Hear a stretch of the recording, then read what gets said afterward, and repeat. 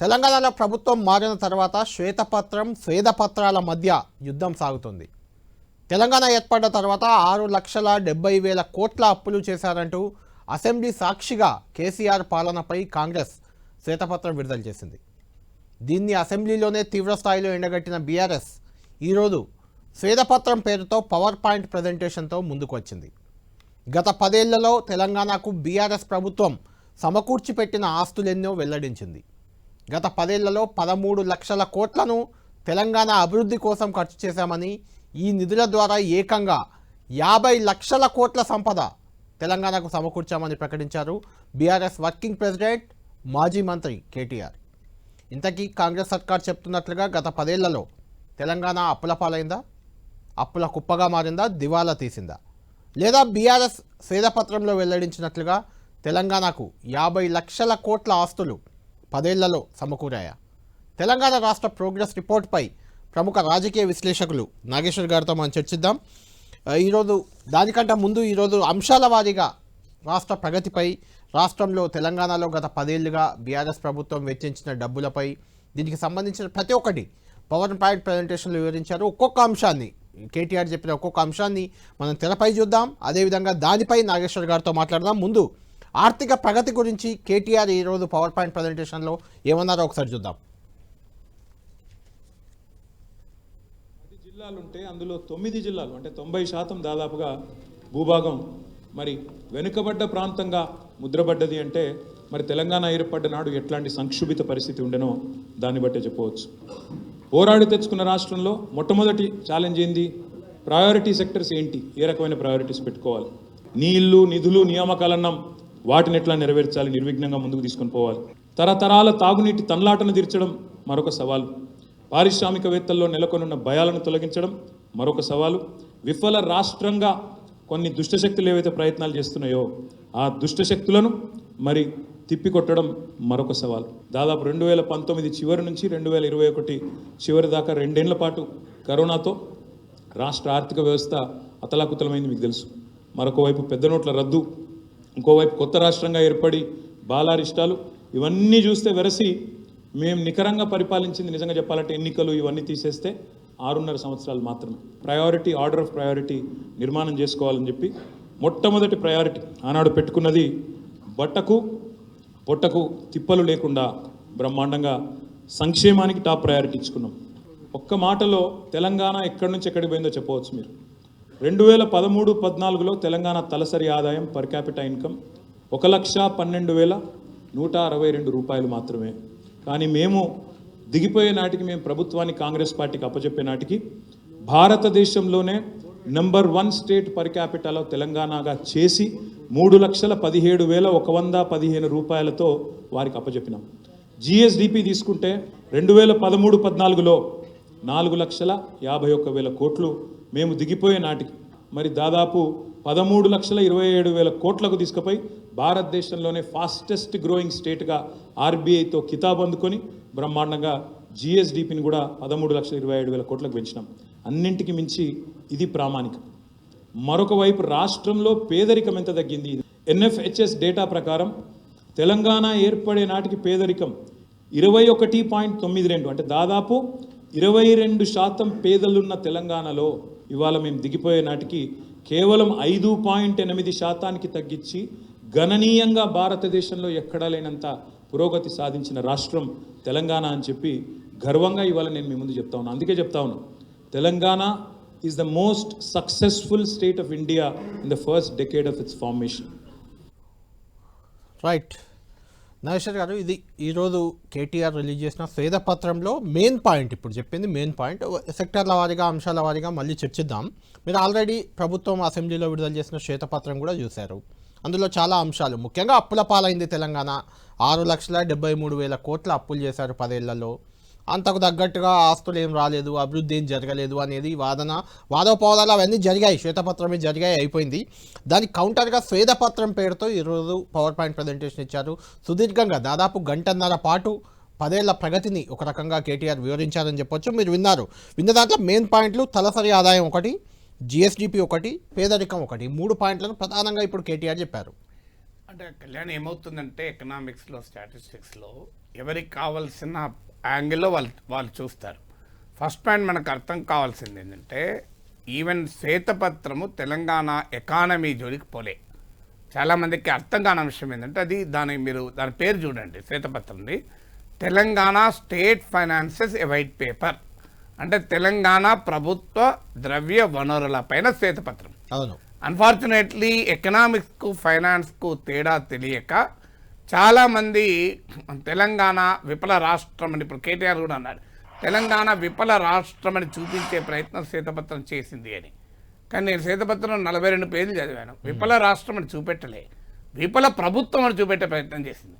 అంటే గత ప్రభుత్వం విఫల పాలన అని చూపెట్టే ప్రయత్నమే తప్ప రాష్ట్రం విఫల రాష్ట్రం అని చూపెట్టే ప్రయత్నం చేయలేదు. మీరు అన్నది కరెక్ట్. అయితే ఇక్కడ ఒక పాయింట్ ఏంటంటే నాలాంటి సామాన్యులకు కానీ మీడియాకు కానీ ఇంకెవరికి కానీ వచ్చే అనుమానం ఏంటంటే కళ్యాణ్ అనేవాడు ఇన్ని అప్పులు చేశాడు, ఇంత అప్పుల్లోకి వెళ్ళిపోయాడు గత 10 ఏళ్ళుగా అని చెప్తే కళ్యాణ్ దివాలా తీసిండు అంటే ప్రభుత్వ పాలనా వైఫల్యం వల్ల తెలంగాణ కూడా దివాలా తీసిందనే ఒక మైండ్ సెట్, ఒక పర్సెప్షన్ బిల్డ్ అవుద్ది కదా, అది ఇబ్బందికరం కదా అనేది. ఆ పర్సెప్షన్ కౌంటర్ చేయాల్సిన బాధ్యత బీఆర్ఎస్ చేస్తుంది. అదే చేస్తుంది. ఇప్పుడు ఒకరి అజ్ఞానం వల్ల మనము చెప్పిన దాన్ని తప్పుగా రీడ్ చేయకూడదు. ఇప్పుడు ఉదాహరణకు ఇది ఉంది, ఇది కూడా తెలంగాణ ప్రభుత్వం, ఎవరి ఫోటో ఉంది మీరే చూస్తున్నారు కదా.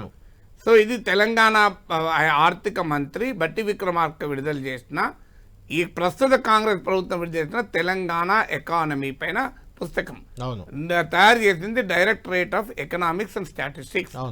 ఇప్పుడు మీరు ఇందులో తెలంగాణ ఎకానమీ కీ హైలైట్స్ అని ఫస్ట్ చాప్టర్ ఉంటుంది. ఇది నెట్ లో ఉంది చూడండి, ఇందులోనే ఉంది ఇప్పుడు కేటీఆర్ చెప్పి లెక్కలు. అంటే నా పాయింట్ ఏంటంటే తలసరి అదే ఈ ప్రభుత్వం కూడా చెప్పింది, ఒప్పుకున్నది లెక్కలు. జిఎస్డిపి ఈయన 2 అంశాలు చెప్పాడు, జిఎస్డిపి చెప్పాడు, పర్ క్యాపిటల్ ఇన్కమ్ చెప్పాడు. ఈ 2 ఇందులో ఉన్నాయి. ఇప్పుడు ఇందులో చెప్పింది కేటీఆర్ చెప్పింది కరెక్ట్. 4 లక్షల కోట్ల నుంచి 13 లక్షల కోట్ల జిఎస్డిపి పెరిగింది.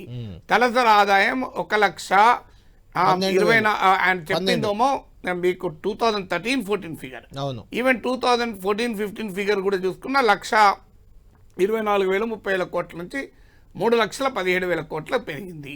3,17,000 రూపాయలకు. సో ఇది 2022-23 3,12,000 అని ఈ బుక్ లో కూడా ఉంది. సో ఇందులో ఉన్నదే, ఇది ఏం లేదు. మీకు తెలంగాణ ఎట్ ఎ గ్లాన్స్ అని ఇంకో పుస్తకం కూడా వచ్చింది, తీసుకురాలే అది. అందులో కూడా ఇవన్నీ ఉన్నాయి మీకు, పావర్టీ ఇవన్నీ. అందువల్ల ఒకటి వైట్ పేపర్ ఏమో అది ప్రభుత్వ ఫైనాన్సెస్ పైన, ఇదేమో రాష్ట్ర ఆర్థిక పరిస్థితి పైన. ఈ 2 పుస్తకాలు మనం మాట్లాడుతుంది నాగేశ్వర్ గారు. శ్వేతపత్రంలో ఏముంది, శ్వేతపత్రంలో ఏముంది, ఫైనాన్స్ రిపోర్ట్లో ఏముంది, ఇదంతా పక్కన పెడితే గత 10 ఏళ్ళుగా తెలంగాణ రాష్ట్రం సాధించింది ఏంటి, ఫెయిల్ అయింది ఏంటి, ఆ అంశాలు ఒక్కొక్కటి చర్చిద్దాం. లేదు ఒక్కసారి దీనికి ఇక్కడ మీరు స్థూలంగా చెప్పాలి. తలసరి ఆదాయం డెఫినెట్ గా పెరిగింది. తెలంగాణ ఇవాళ దేశంలో 2014-15 తెలంగాణ ఏర్పడినప్పుడు 14th పొజిషన్, అంటే తలసరి ఆదాయం లెక్క. అంటే మనకన్నా 13 రాష్ట్రాలు తక్కువండే ఎక్కువండే. అంటే మనకంటే ముందు 13 స్టేట్స్, అంటే మన 14వ స్టేట్. ఇవాళ తెలంగాణ 3rd స్టేట్. నిజంగా చెప్పాలంటే ఫస్ట్ స్టేట్, ఎందుకంటే మొదటిది సిక్కిం, రెండవది ఢిల్లీ. చాలా చిన్న. సో సిక్కింది 5 లక్షల 5 లక్షల పైన, ఢిల్లీది 4,03,000. దాంతో పోలిస్తే 3,12,000, 17,000 లేటెస్ట్ చెప్తున్నారు. సో 3,17,000 థర్డ్, మనం third largest in third rank in the per capital income. KTR చెప్పింది 100కి 120% నిజం, లేని డిస్ప్యూట్ లేదు. కానీ మీకు ఇంకో లెక్క చెప్తాను. తెలంగాణలో ఉన్న 33 జిల్లాలు తీసుకుందాం. హైయెస్ట్ రంగారెడ్డి జిల్లా, 8 లక్షల పైన తలసరి ఆదాయం, అంటే భారతదేశంలో ఎక్కడా లేదు. మీకు హైదరాబాద్ 4 లక్షల పైన, వికారాబాద్ ఎక్కడుంది, రంగారెడ్డి పక్కనే ఉంది, పూర్వపు ఉమ్మడి రంగారెడ్డి జిల్లానే అది. వికారాబాద్ 1,55,000. అంటే వికారాబాద్ పరిస్థితి ఈ రోజు 10 ఏళ్ల తర్వాత తెలంగాణ ఆ రోజున పరిస్థితితో సమానం. అయితే భారతదేశంలో అన్ని జిల్లాల సగటు 96,000. దాంతో పోలిస్తే తెలంగాణ చాలా ఎక్కువ ఉంది, డౌటే లేదు, డిస్ప్యూట్ లేదు. సో మరి తెలంగాణలో ఉన్న ఈ ఇంటర్ రీజనల్ ఇంబ్యాలెన్సెస్ ఏమంటాం? ఇప్పుడు హైదరాబాద్ నుంచి 40% ఆదాయం తెలంగాణకు వచ్చేది. అంటే ఏ అభివృద్ధి అసమానతల పైన అయితే తెలంగాణ సమాజం పోరాడిందో ఆ అభివృద్ధి అసమానత కనబడుతున్నాయి మీకు. దాని పొలిటికల్ ఎక్స్ప్రెషన్ కూడా కనబడుతుంది. మీరు గమనించండి, ఎక్కడైతే తలసరి ఆదాయం హైయెస్ట్గా ఉందో హైదరాబాద్, రంగారెడ్డిలో బీఆర్ఎస్ గెలిచింది, తిరుగులేని విజయాలు సాధించింది. కాంగ్రెస్ అడ్రస్ లేదు మీకు ఎక్కడైనా. ఎక్కడైతే అభివృద్ధిలో అసమానతల్ని ఇంకా ఎదుర్కొంటుందో ఆ గ్రామీణ ప్రాంతంలో కాంగ్రెస్ గెలిచింది. అంటే ఎకనామిక్ డెవలప్మెంట్ యొక్క పొలిటికల్ ఎక్స్ప్రెషన్ కూడా మన కళ్ళ ముందు కనబడుతుంది కదా. ఇప్పుడు రంగారెడ్డి, హైదరాబాద్, తెలంగాణ ఎవరు గెలిచారో మనకు అందరికీ తెలుసు కదా. బీఆర్ఎస్ గెలిచింది. వికారాబాద్ వెళ్ళండి, వికారాబాద్ లో కాంగ్రెస్ గెలిచింది. తెలియంది కాదు కాంగ్రెస్ అభివృద్ధి బేస్డ్ గానే ఎన్నికలు జరగవు, అభివృద్ధి బేస్డ్ గానే ఫలితాలు రావు. మీకు తెలియంది ఏం కాదు, రకరకాల అంశాలు అభివృద్ధి కూడా ఒక ఇండికేటర్. లేదనుకుంటే ఇంత పంచాయతీ ఎందుకు? అభివృద్ధి లేకుండా ప్రజలు వెంటనే అనేక ఆస్పెక్ట్స్ తో పాటు అభివృద్ధి కూడా కీలకం. అందువల్ల డెఫినెట్ గా జిఎస్డిపి పెరిగింది. తెలంగాణ దేశ జనాభాలో 2.9%, కానీ ఇవాళ దేశ జీడిపికి 4.8% కంట్రిబ్యూట్ చేస్తుంది. సో ఇందులో కూడా చెప్పారు ఇదే పుస్తకంలో, agriculture, industry, services, electricity highest, all services లో ఎలక్ట్రిసిటీ హైయెస్ట్. ఇప్పుడు కేటీఆర్ కూడా అదే చెప్పారు. సో అంతే పార్ట్ ఆఫ్ ద స్టోరీ శ్వేతపత్రంలో ఉంటే, other part of the story శ్వేతపత్రంలో ఉంది. అంతే. సమస్య ఏంటంటే ఎవరి స్టోరీ వాళ్ళు చెప్తున్నారు, ఎవరి స్టోరీ వాళ్ళు చెప్పారు. ఆ రెండు స్టోరీలను జనం మనం విశ్లేషిస్తే జనం విని ఎవరిది కరెక్ట్, ఎవరి వల్ల లాభం జరిగింది ఒక అంచనాకు వస్తారని మన ప్రయత్నం. అంతే. అంటే రెండు స్టోరీలు మనం చెప్పాల్సింది. అంతే. ఇప్పుడు ఇట్లా పేదరికం కూడా 22% నుంచి 6% తెచ్చామన్నది కూడా ఒక మేజర్ పాయింట్ ఇక్కడ. అంటే అది మల్టీ డైమెన్షనల్ పావర్టీ, బహుముఖ పావర్టీ. ఆ బహుముఖ పావర్టీలోనే కొన్ని అంశాలు మీకు చెప్తాను. సో ఇదే నేషనల్ బహుముఖ పావర్టీకి కేటీఆర్ క్లోజ్ చేసింది నేషనల్ ఫ్యామిలీ హెల్త్ సర్వే. అవును. I'm not disputing KTR statistics, దాంట్లో డిస్ప్యూట్ లేదు, కరెక్ట్ అని చెప్పింది. కానీ దానికి కౌంటర్ స్టాటిస్టిక్స్ ఏంటంటే, మీకు అండర్ వెయిట్ చిల్డ్రన్, అంటే ఏజ్కు తగ్గ బరువు లేని చిల్డ్రన్, అంటే అది పౌష్టికాహార లోపాలకు ఉదాహరణ కదా. 21.7% according to NFSS and Niti Aayog and global lab data ప్రకారం. మీకు 15 రోజుల క్రితం హిందూలో ఆపెడ్ పేజ్లో వచ్చింది, human development in Telangana in the హిందూ.in హిందూది వెబ్సైట్లో కొట్టండి, మీకు దొరుకుతుంది. నేను చెప్పాను నా సంతకం కానీ. సో 21.7% తెలంగాణలో ఏజ్కి తగ్గ బరువు లేరు. అంటే అదొక ఎగ్జాంపుల్ మీకు. అది 2015-16లో దేశంలో మనది 16వ ర్యాంక్ ఉంటే ఇప్పుడు 26వ ర్యాంకు పడిపోయాం. Lowest among India all states. అంటే తలసరి ఆదాయంలో టాప్ లో ఉన్న తెలంగాణ బరువుకు తగ్గ, వయసు తగ్గ బరువు లేని వాళ్ళలో లోయెస్ట్ ఉన్నాం మనం. హారిబుల్గా ఉందాం పరిస్థితి. మీకు ఇంకో చెప్తాను, 23.5% మంది ఆడపిల్లలకు 18 లోపు పెళ్లిళ్ళు అవుతున్నాయి తెలంగాణలో. సో మీకు ఇంకొక ఉదాహరణ చెప్తాను, 61% మహిళలు మాత్రమే ఎన్నడో ఒక రోజు తెలంగాణలో స్కూల్కి వెళ్ళారు. ఇది భారతదేశంలోనే మన లోయెస్ట్, ఇండియాలోనే ఎడ్యుకేషన్లో ఎగ్జాంపుల్ చెప్తున్నాను. ఎందుకు కారణం ఏంది? ఇది వైట్ పేపర్లో లెక్క ఉంది. దీనికి కారణం ఏంటంటే 14 మీకు పిఆర్ఎస్ వారి డేటా ప్రకారం భారతదేశంలో సగటున 14.7% బడ్జెట్ విద్య పైన ఖర్చు పెడితే తెలంగాణలో 7.6% ఖర్చు పెట్టారు, సగమే. భారతదేశంలో ఆరోగ్యం పైన సగటున 6.2% ఖర్చు పెడితే తెలంగాణలో 5% ఖర్చు పెట్టారు. మన లోయెస్ట్ కిందికి 4th పొజిషన్లో ఉంటాం. అందువల్ల విద్యా వైద్యం పైన అంత తక్కువ ఖర్చు పెట్టడం వల్ల ఆర్థిక అభివృద్ధి జరిగింది తెలంగాణలో. మీరు అన్నట్టు జిఎస్డిపి 4 లక్షల కోట్ల నుంచి 13 లక్షలు పెరిగింది, 10 లక్షల కోట్లకు. మీకు తలసరి ఆదాయంలో నెంబర్ 1 అయ్యాం, ఇదంతా నిజం. కానీ మానవాభివృద్ధిలో మనం 17th పొజిషన్లో ఉన్నాం. అఫ్ కోర్స్ ఉమ్మడి రాష్ట్రం 21% 21st పొజిషన్లో ఉండే, ఉమ్మడి రాష్ట్రం కన్నా మెరుగైంది. కానీ హ్యూమన్ డెవలప్మెంట్లో మనం 17th పొజిషన్లో ఉన్నాం. సో అందువల్ల ఇప్పుడు ఎకనామిక్ గ్రోత్ జరిగిన మాట నిజం, కానీ భారతదేశంలో హాజర్డస్ వేస్ట్ అంటే ప్రమాదకరమైన విషతుల్యమైన వ్యర్థాలను విడుదలలో తెలంగాణ 7th పొజిషన్. మీకు ప్లాస్టిక్ వేస్ట్లో తెలంగాణ 5th పొజిషన్. అంటే economic development at the cost of environment జరిగింది. ఎకనామిక్ డెవలప్మెంట్ మానవాభివృద్ధిగా, సామాజిక అభివృద్ధిగా రిఫ్లెక్ట్ కాలే. అందువల్ల తలసలాదాయం పెరిగిన భయంకరమైన అంతరాలు ఉన్నాయి తెలంగాణ. అందుకే ఈ పొలిటికల్ కరెక్ట్ నాగేశ్వర్ గారు. అయితే ఇక్కడ ఒకటి ఏంటంటే, ఏ రాష్ట్రమైనా ఏదైనా కొన్ని అనుకూల అంశాలు ఉంటాయి, కొన్ని అభివృద్ధి పరంగా కొన్నిట్లో ముందుకు పోతాయి, కొన్నిట్లో వెనుకబాటు ఉంటుంది. దానికి ప్రధాన కారణం ఏంటంటే దాని భౌగోళిక స్వరూపం కావచ్చు, దానికి ఉన్న వనరులు కావచ్చు, సహజ వనరులు కావచ్చు, రకరకాల కారణాలు ఉంటుంటాయి. అందులో అడ్వాంటేజ్ ఏది జరిగిందో కేటీఆర్ చెప్పుకున్నారు, డిసడ్వాంటేజ్ ఏందో శ్వేతపత్రంలో చెప్పారు. దాని గురించి మనం మాట్లాడుతున్నాం. అయితే కాంగ్రెస్ శ్వేతపత్రంపై కూడా అది పూర్తి డొల్లా, అందులో అబద్ధాలు చెప్పారు, అప్పుల విషయంలో కొన్ని అబద్ధాలు ఉన్నాయి అని కూడా కేటీఆర్ ఒక అంశాన్ని చెప్పారు ప్రధానంగా. అదేంటో ఒకసారి చూద్దాం. పాలనలో సంస్కరణలు, కొత్త చట్టాలు, దేశానికే దిక్సూచిగా పాలనలో మారింది తెలంగాణ. తెలంగాణ ఆచరిస్తుంది, దేశం అనుసరిస్తుంది అనే స్థాయికి తెలంగాణ మరి చేరుకునే విషయాన్ని నేను మీకు గుర్తు చేస్తా ఉన్నాను. నిన్నగాక మొన్న తెలంగాణ ప్రభుత్వం, కొత్తగా కొలువుదీరిన తెలంగాణ ప్రభుత్వం ఒక తప్పుల తడక, ఒక అబద్ధాల పుట్టలాంటి శ్వేతపత్రం పేరిట ఒక అంకెల గారెడీకి అభాండాలకు తెరదీసింది. అప్పుల పేరుతో అభాండాలేసే ప్రయత్నం చేసింది. 6,71,000 కోట్ల అప్పులున్నాయి అని చెప్పి తప్పులు చెప్పింది ఈరోజు ప్రభుత్వం. అత్యున్నత చట్టసభ సాక్షిగా పూర్తి స్థాయి సత్యదూరమైన మాటలకు తెరదీసింది ఈ ప్రభుత్వం. అందుకే వాళ్ళ డొల్లతనాన్ని, వాళ్ళ రాజకీయ దివాలా కోరతనాన్ని వివరించడానికే ఈరోజు ఈ స్వేదపత్రం. అప్పుల పేరుతో అభాండాలు వేసినారు. కానీ వాస్తవం ఏంటి అంటే తెలంగాణ అప్పులు వాస్తవికంగా ఎంత, వాళ్ళు చెప్పిన లెక్క ప్రకారమే 3 లక్షల, వాళ్ళ శ్వేతపత్రంలో చెప్పారు FRBM పరిమితిలో ఉన్న అప్పులు కేవలం 3,89,673 కోట్లు. అందులో వాళ్ళ ప్రభుత్వం మాకు ఇచ్చిపోయిన అప్పులు, పాత అప్పు ఆనాడు 2013-14లో వాళ్ళు దిగిపోయే నాటికి ఉన్న అప్పులు 72,658 కోట్లు. మా ప్రభుత్వం గత 9.5 ఏళ్లలో చేసిన అప్పు 3,17,015 కోట్లు మాత్రమే. కానీ దాని ఎంత బుకాయింపు అంటే ఈ 3,17,000 కోట్లను 6,71,000 కోట్లు అని చెప్పి వాళ్ళు ఇలా చిత్రీకరించే ప్రయత్నం చేస్తూ ఉన్నారు. ప్రభుత్వ గ్యారంటీ ఉన్నవి 1,27,000 కోట్లు అయితే, ప్రభుత్వ హామీ లేని రుణాలు 59,000 కోట్లు అయితే, స్పెషల్ పర్పస్ వెహికల్స్ 1,18,557 కోట్లు అయితే, ఈ మూడింటిని కూడా కలిపి ఈ 389కి కలిపి మొత్తం 6,71,000 కోట్లుగా చూపెట్టే ప్రయత్నం, ఒక దివాలాకోరు ప్రయత్నం ఈ ప్రభుత్వం చేస్తూ ఉంది.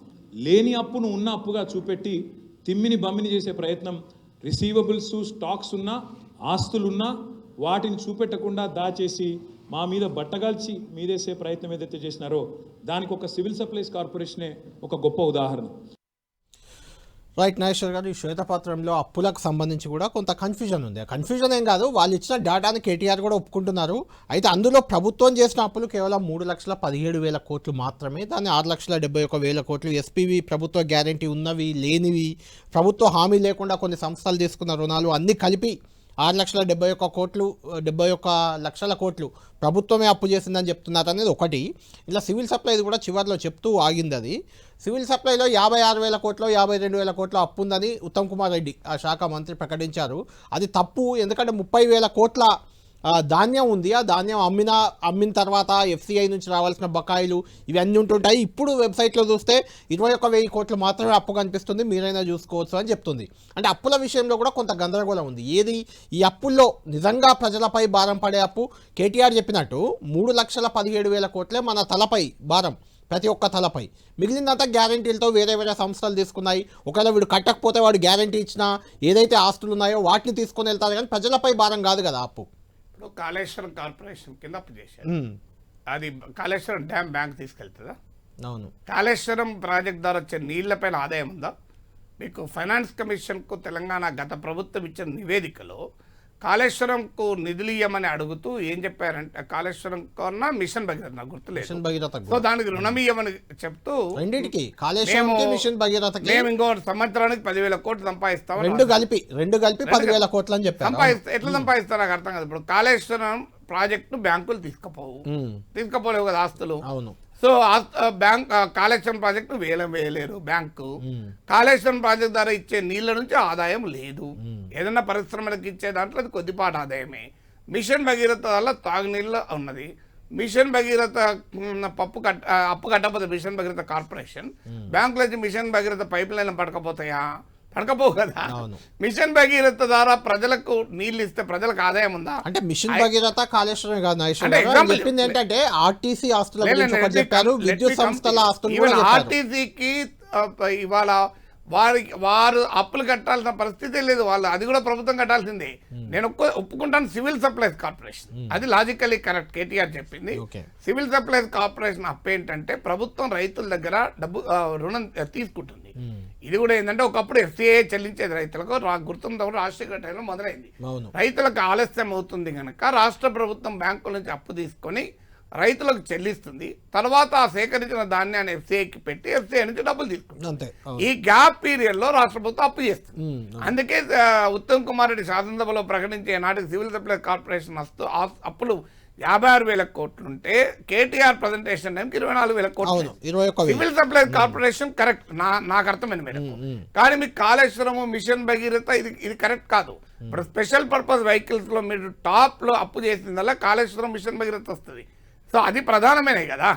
ఆ అప్పు కట్టాల్సిందే. అయితే దాని వల్ల అభివృద్ధి జరిగింది కదా, జనాలకు నీళ్ళు ఇచ్చాం కదా, మంచి నీళ్ళు ఇచ్చాం కదా అని చెప్తున్నారు కదా. అభివృద్ధి జరగలేదు అనేది ఆ శ్వేతపత్రంలో అభివృద్ధి జరిగిందా అనే దానికి లెక్కలకు పోలే. మీకు సింపుల్ లెక్క చెప్తాను. నాకు ₹1,00,000 ఆదాయం ఉంది. నేను ఒక 5 కోట్ల అప్పు తీసుకొని 3 ఇళ్ళు కొట్టాను. ఆ 3 ఇళ్ల పైన 5 కోట్ల అప్పు తీసుకున్నందుకు నేను నెలకు 5 లక్షలు కట్టాలి ఈఎంఐ. నాకు ఆ 3 ఇళ్లలో రెంట్ కలిపితే ₹1,00,000 వస్తుంది. నాకు ఆస్తులు కల్పించలేదు. ఆ 3 ఇళ్ళు ఉన్నాయి, నా 3 ఇళ్ళు ఉన్నాయా అంట. కానీ అక్కడ నేను 4 లక్షలు, నాకు ₹1,00,000 ఆదాయం ఉంది, 5 లక్షలు అప్పు ఉంది కట్టేది. కదా ఆస్తులు లేదు, ఇల్లు అమ్మినప్పుడు ఆ రేట్ రాదు. అవును, ఇల్లు ఎక్కడ అమ్ముతారు, ఏమమ్ముతారు? కల్పించిన ఆస్తులు ట్రాన్స్ఫార్మర్ అమ్ముతారా, సబ్ స్టేషన్ అమ్ముతారా, మిషన్ భగీరథ పైప్ లైన్ అమ్ముతారా, కాళేశ్వరం డ్యామ్లు అమ్ముతారా? చెప్పండి. అందువల్ల ఆర్గ్యుమెంట్ లో ఆస్తులు కల్పించలేదన్నది ఎవరు అనలేరు. కేటీఆర్ చెప్పింది నిజం. కానీ ఫైనాన్సెస్ ను చర్చించేటప్పుడు running money flow, inflow and outflow చర్చిస్తారు తప్ప ఇప్పుడు నా దగ్గరకు వచ్చి బ్యాంకు వాడు అడుగుతున్నారే 5 లక్షలు ఈఎంఐ కట్టంటే నా ఆస్తులు ఉన్నాయి, నన్ను అడుగుతావేంది అనంటే కలుతుందా? కట్టాల్సిందే కదా. ఇంకొకటి మీకు అప్పుది కూడా చెప్తాను. నిజమే, ఇప్పుడు కేటీఆర్ ఒప్పుకున్నది శ్వేతపత్రంలో ఉన్నదే 72,655 కోట్లు 2000 తెలంగాణ ఏర్పడిన. అది 3,89,673 కోట్లకు పెరిగింది. 3,89,673. అంటే తెలంగాణ రాష్ట్ర ప్రభుత్వం FRBM కు లోబడి, అంటే ఫిజికల్ రెస్పాన్సిబిలిటీ బడ్జెట్ మేనేజ్మెంట్ చట్టానికి లోబడి చేసిన అప్పులు 3,17,015 కోట్లు మాత్రమే అదనంగా చేసినాం. ఇంతవరకు కేటీఆర్ చెప్పింది అదే, శ్వేతపత్రంలో కూడా. ఇక తేడా ఏంటి? ఆఫ్ బడ్జెట్ బారోయింగ్స్ అంటారు. ఆఫ్ బడ్జెట్ బారోయింగ్స్ అంటే ప్రభుత్వము గ్యారంటీలు ఇస్తుంది, ప్రభుత్వం హామీలు ఇస్తుంది. అవి ప్రభుత్వం పెట్టిన కార్పొరేషన్లు, ఎవడో ప్రైవేట్ పెట్టిన కార్పొరేషన్లు కాదు. అందువల్ల ప్రభుత్వాన్ని చూసే, ప్రభుత్వ పరపతిని చూసే బ్యాంకులు లోన్లు ఇస్తే, లేకపోతే లోన్లు ఇవ్వవు. సో అవి బాగా పెరిగాయి. అవి ఎంత పెరిగాయంటే ఆఫ్ బడ్జెట్ బారోయింగ్ తెలంగాణ ఏర్పడినాడు 4% ఉంటే టోటల్ అప్పుల్లో ఇవాళ 39% పెరిగింది. ఆఫ్ బడ్జెట్ బారోయింగ్స్ ఎంత స్థాయిలో పెరిగింది అంటానికి ఉదాహరణ 4% 39% పెరిగింది. తర్వాత ఆఫ్ బడ్జెట్ బారోయింగ్స్ పైన వడ్డీ ఎక్కువ.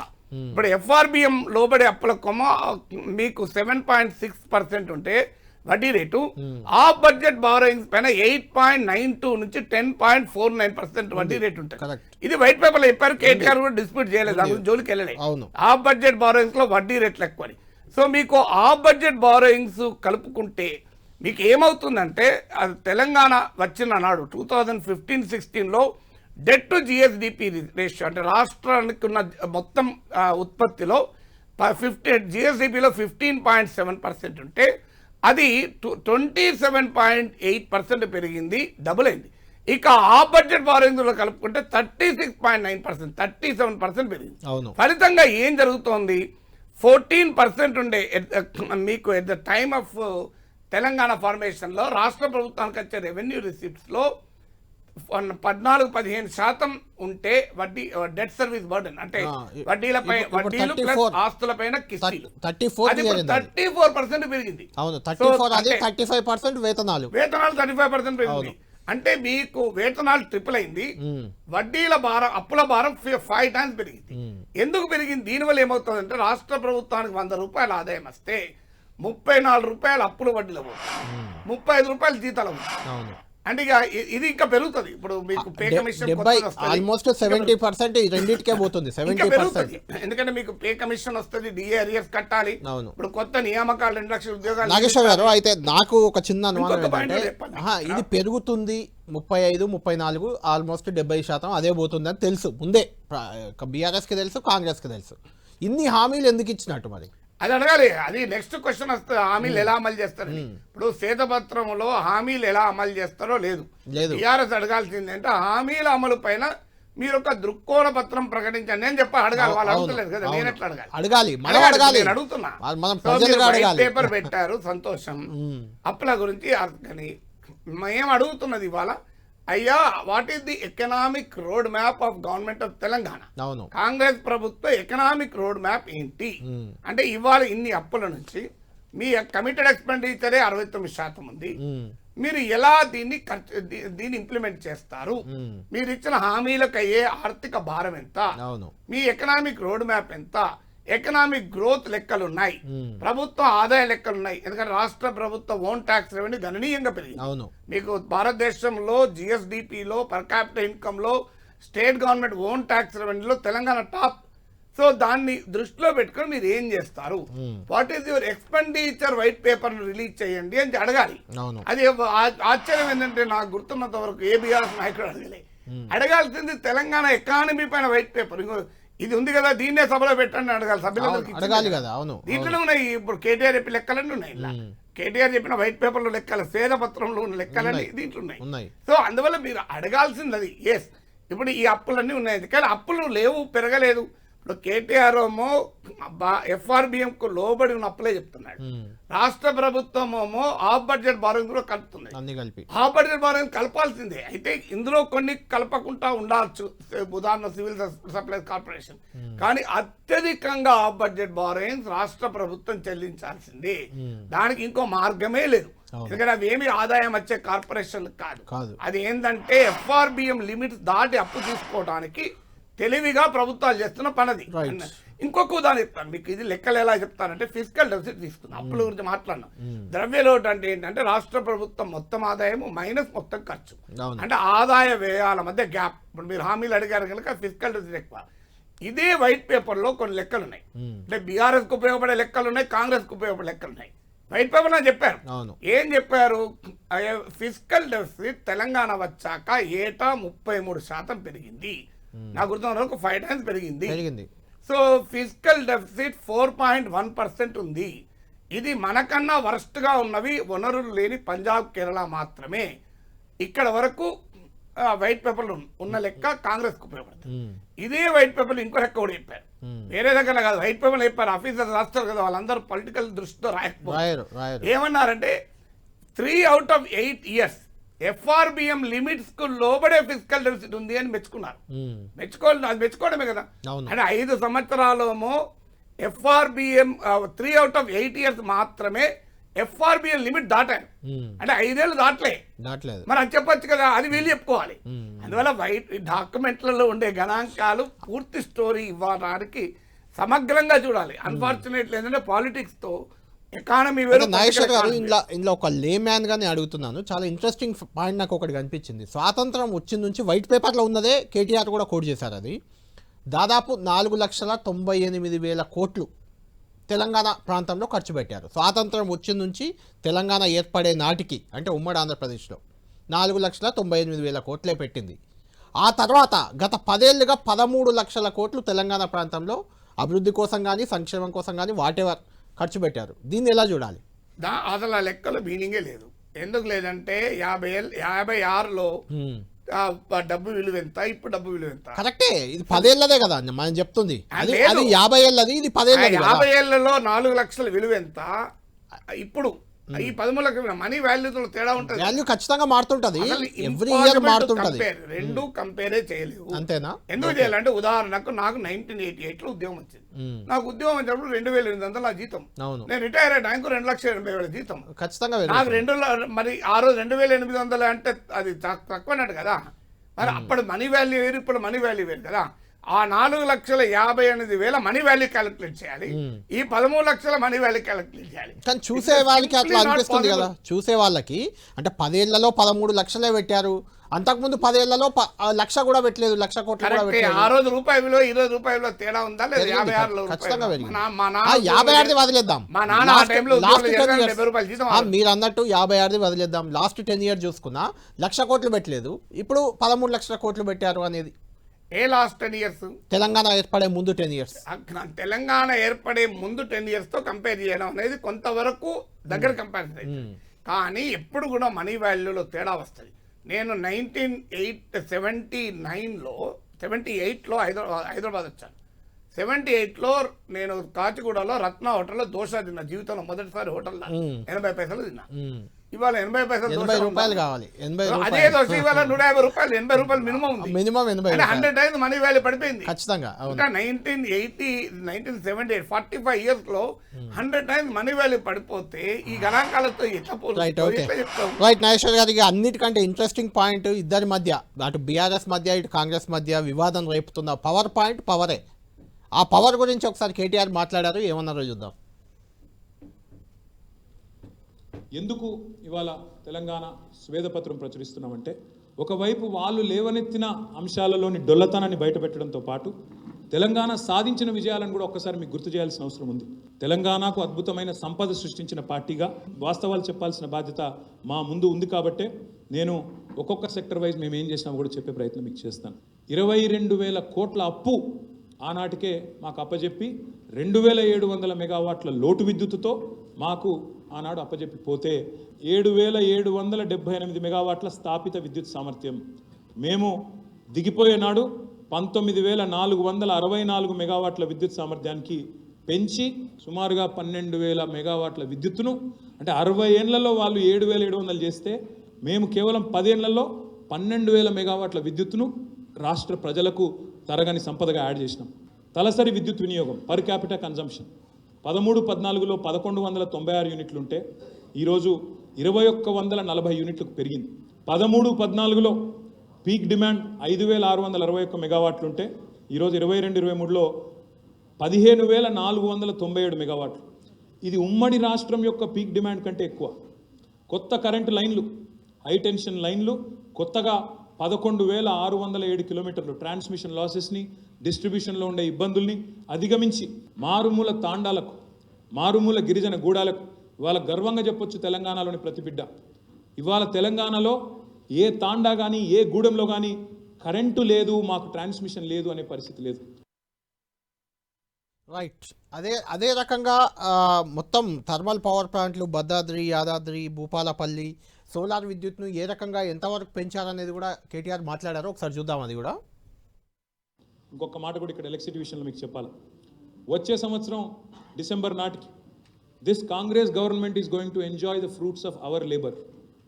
వాళ్ళు మేము చేసిన కష్టాన్ని వాళ్ళు విజయాలు వాళ్ళు అందుకోబోతూ ఉన్నారు. వాళ్ళు ముఖ్యమంత్రులు వెళ్ళి, మంత్రులు వెళ్ళి ప్రారంభోత్సవాలు చేసుకోవచ్చు, కొబ్బరికాయలు కొట్టవచ్చు, కానీ చేసింది కేసీఆర్ అనే మాట ప్రజలకి తెలుసు, ఈ రాష్ట్రంలోని ప్రతి ఒక్కరికి తెలుసు. 26,000 మెగావాట్లకు దాదాపుగా వచ్చే డిసెంబర్ నాటికి 2024 సంవత్సరం డిసెంబర్ నాటికి విద్యుత్ స్థాపిత సామర్థ్యం తెలంగాణలో ఎక్కడ 7,778 మెగావాట్లు, ఎక్కడ 26,000 మెగావాట్లు. దయచేసి మీరు ఆలోచించండి. ఒక భద్రాద్రి 1,080 మెగావాట్ల సామర్థ్యం, యాదాద్రి 4,000 మెగావాట్ల సామర్థ్యం, భూపాలపల్లిలో 600 మెగావాట్ల సామర్థ్యంతో సోలార్లో వాళ్ళు మాకు 70 మెగావాట్లు అప్పజెప్పిపోయినారు 2013-14. ఈరోజు 6,106 మెగావాట్ల స్థాయికి సాంప్రదాయేతర ఇంధన వనరులను కూడా ప్రోత్సహించిన ప్రభుత్వం తెలంగాణ ప్రభుత్వం అనే మాట నేను. రైట్. నాగేశ్వర్ గారు, ఇది కూడా ఇంట్రెస్టింగ్ విద్యుత్ మీద, ఎందుకంటే 80,000 కోట్ల అప్పులు విద్యుత్ రంగంలో ఉన్నాయి, విద్యుత్ రంగంలో చేశారు. 85,000 కోట్లని శ్వేతపత్రంలో చెప్పారు. పెట్టిన ఖర్చు 137,000 కోట్లు అని క్లియర్గా ప్రభుత్వం కూడా ఈరోజు శ్వేతపత్రంలో కూడా గత ప్రభుత్వం చెప్తుంది. అందులో 85,000 కోట్ల అప్పులు కూడా ఉండొచ్చు. అందులో అంటే ఒక 50,000 కోట్లు ప్రభుత్వ పరంగా పెట్టినట్టు కూడా ఉంది. మొత్తం ఆస్తుల విలువ మార్కెట్ రేట్ ప్రకారం ఆస్తులు, మీరు అన్నట్టు ఆస్తులు అమ్ముకోలేము, సబ్ స్టేషన్లను పట్టుకపోలేరు, అది వేరు విషయం. కానీ ఓవరాల్గా దాని వాల్యూని మనం తీసుకుంటే, పరిగణలోకి తీసుకుంటే వీళ్ళు పెట్టిన 137,000 కోట్ల ఖర్చుతో ఇప్పుడున్న ఆస్తులు 7 లక్షల కోట్ల వరకు విద్యుత్ రంగంలోనే పెరిగాయనేది ఒకటి. సరే, అవన్నీ పక్కన పెడితే స్థాపిత విద్యుత్ 7,778 మెగావాట్లు మొదట్లో తెలంగాణ ఏర్పడ్డ రోజు ఉంటే ఇప్పుడు 26,000 మెగావాట్లకు చేరింది. ఇంత పెద్ద ఎత్తున పెంచగలిగాం మేము అనేది చెప్తున్నారు.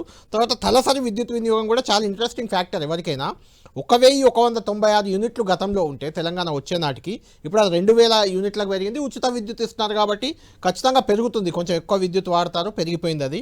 దాంతోపాటు పీక్ వినియోగం అంటే మనకు అవసరం ఎంత అనేది చూసుకుంటే కూడా 5,000 మెగావాట్లు, 5,600 మెగావాట్లు ఉన్నది, ఇప్పుడు 15,500 మెగావాట్లకు వినియోగం చేరింది పీక్ స్టేజ్లో అనేది ఒకటి. ఈ గణాంకాలు ఏదన్నా పబ్లిక్ పర్సెప్షన్, మన వ్యక్తిగత అనుభవము తెలంగాణ వచ్చాక అద్భుతంగా మారిన విషయంలో కరెంట్ ఒకటి, దాంట్లో ఏ డిస్ప్యూట్ లేదు. ఎందుకంటే మన పర్సనల్ ఎక్స్పీరియన్సే కదా. అంటే పవర్ కట్స్ విపరీతంగా ఉండేది, గంటల తరబడి అసలు పారిశ్రామికవేత్తలే ధర్నాలు చేస్తే నేనే అడ్రస్ చేస్తాను. ఇందిరా పార్క్. సో ఆ రోజుల్లో గ్రామాల్లో అయితే అసలు లైట్ సరిగా వెలిగేదే కాదు. మా సడ్డకుడు జోకేసేవాడు, లైట్ వెలుగుతుందా లేదా తెలియాలంటే టార్చ్ లైట్ వేసి చూడాలి దాన్ని అని. ఒకటి. రెండోది ఇంకోటి కూడా నాగేశ్వర గారు మీకు గుర్తుండే ఉంటుంది, సెలవులు వస్తే పల్లెల్లో కరెంట్ ఉండదని పట్టణాలకు వచ్చేవారు. ఇక్కడ కొంచెం ఎక్కువ ఉంటుంది కరెంటు, కనీసం టీవీ అన్న చూడొచ్చు, ఇంట్లో ఫ్యాన్ అనుమానమే లేదు. కరెంటు విషయంలో గ్రామాలను అయితే hours together power cut. Correct. So మా కరెంటు పొలాలకు ఎప్పుడు వస్తుందో తెలియదు. రాత్రిపూట పండుకొని వెయిట్ చేసేవాళ్ళు. కరెంటు కష్టాలు అయితే నిజం. కరెంట్ పవర్ హాలిడేస్ ఉండేది ఇండస్ట్రీకి. ఇవాళ అవన్నీ ఏవీ లేవు. అందువల్ల BRS government, KCR government definitely deserves credit. ఇంకొకటి అన్నిటికంటే ఇంట్రెస్టింగ్ నాగేశ్వర్ గారు, తెలంగాణ ఒకవేళ తెలంగాణ ఏర్పడితే ముందుగా వచ్చిన విమర్శ ఏంటంటే ఆంధ్రప్రదేశ్లో తెలంగాణ ఉంది కాబట్టి ఈ మాత్రమైనా పవర్ వస్తుంది వీళ్ళకి, లేకపోతే తెలంగాణ అంధకారం అయిపోద్ది అనే విమర్శ కూడా వచ్చింది. విమర్శ కిరణ్ కుమార్ రెడ్డి పవర్ పైన పవర్ పాయింట్ ప్రెజెంటేషన్ లో చెప్పాడు. అవును, అదే రియాలిటీ కూడా. తెలంగాణలోమో విద్యుత్ వినిమయం ఎక్కువ, అవును, ఆంధ్ర ప్రాంతంలోనో విద్యుత్ ఉత్పత్తి ఎక్కువ. సో అందులో పవర్ కన్సంప్షన్ తెలంగాణ ఎక్కువ, పవర్ ప్రొడక్షన్ ఆంధ్రాలో ఎక్కువ. అందుకే ఇప్పుడు కేటీఆర్ ప్రకటించిన శ్వేతపత్రంలో కూడా 2700 మెగావాట్ల లోటుతో మొదలయ్యామని. అవును, ఇది ఇంతవరకు కేటీఆర్ చెప్పింది 100% కరెక్ట్, మన అనుభవం కూడా. కానీ ఇందులో కూడా మీరు ట్విస్ట్ చూడండి. 7778 మెగావాట్ల ప్రొడక్షన్ ఉంటే మేము దిగిపోయే నాటికి 19,000 మెగావాట్లకు పెంచాము, 12,000 పెంచామన్నారు. కానీ మీరు తెలంగాణలో కేసీఆర్ ముఖ్యమంత్రి అయినాక మొదలుపెట్టిన ప్రాజెక్టుల వల్ల పెరిగిన ఉత్పత్తి ఎంత, అంతకు ముందే కాంగ్రెస్ ప్రభుత్వంలో పెట్టిన విద్యుత్ ప్రాజెక్టుల ఉత్పత్తి వీళ్ళకి రావచ్చు కదా. ఇప్పుడు ఎందుకంటే నెక్స్ట్ 26,000కు పెరుగుతుంది. మా లేబర్ యొక్క ఫ్రూట్స్ కాంగ్రెస్ వాళ్ళు అనుభవిస్తారో వాళ్ళు పోయి ఇనాగ్రేషన్ చేసుకోవచ్చు అన్నారు. ఇది అంత ముందు కూడా వర్తిస్తుంది కదా. అంటే కాంగ్రెస్ ప్రభుత్వ లేబర్ కూడా కేసీఆర్ ప్రభుత్వం అనుభవించి ఉంటది కదా. అంటే అందువల్ల ఆ డేటా మీకు కేటీఆర్ ఇవ్వలేదు. మన విలేకరులు అడగాలి యాక్చువల్గా. అయ్యా మీరు వచ్చాక 12,000 మెగావాట్ల ఉత్పత్తి పెరిగింది. ఈ 12,000 మెగావాట్లలో మీ ప్రభుత్వం ప్రారంభించి కంప్లీట్ చేసిన ప్రాజెక్టులన్నీ అంతకు ముందే ప్రారంభమై మీ సమయంలో పూర్తయిన ప్రాజెక్టులన్నీ.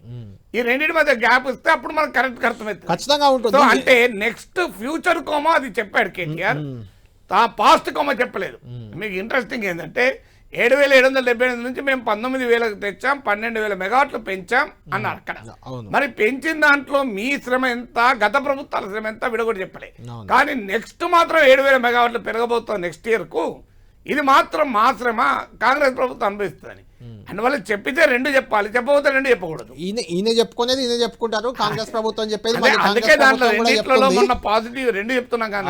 అందుకే ఇప్పుడు మొదటి పాయింట్ నేను చెప్పాను కదా, పవర్ లో డెఫినెట్ గా మన పర్సనల్ ఎక్స్పీరియన్స్ కూడా ఫెయిర్లీ ఇంప్రూవ్మెంట్ ఉంది, అందులో డౌట్ లేదు. ఇక తలసరి విద్యుత్ వినిమయం కేటీఆర్ చెప్పిన లెక్క నిజం. ఇప్పుడు దీంట్లో కూడా ఉంటుంది మీకు సర్వీసెస్ సెక్టార్. ఇండియా తెలంగాణలో గ్రాస్ వాల్యూ అడిషన్ అంటారు. అంటే GDP plus subsidies minus taxes is gross value addition.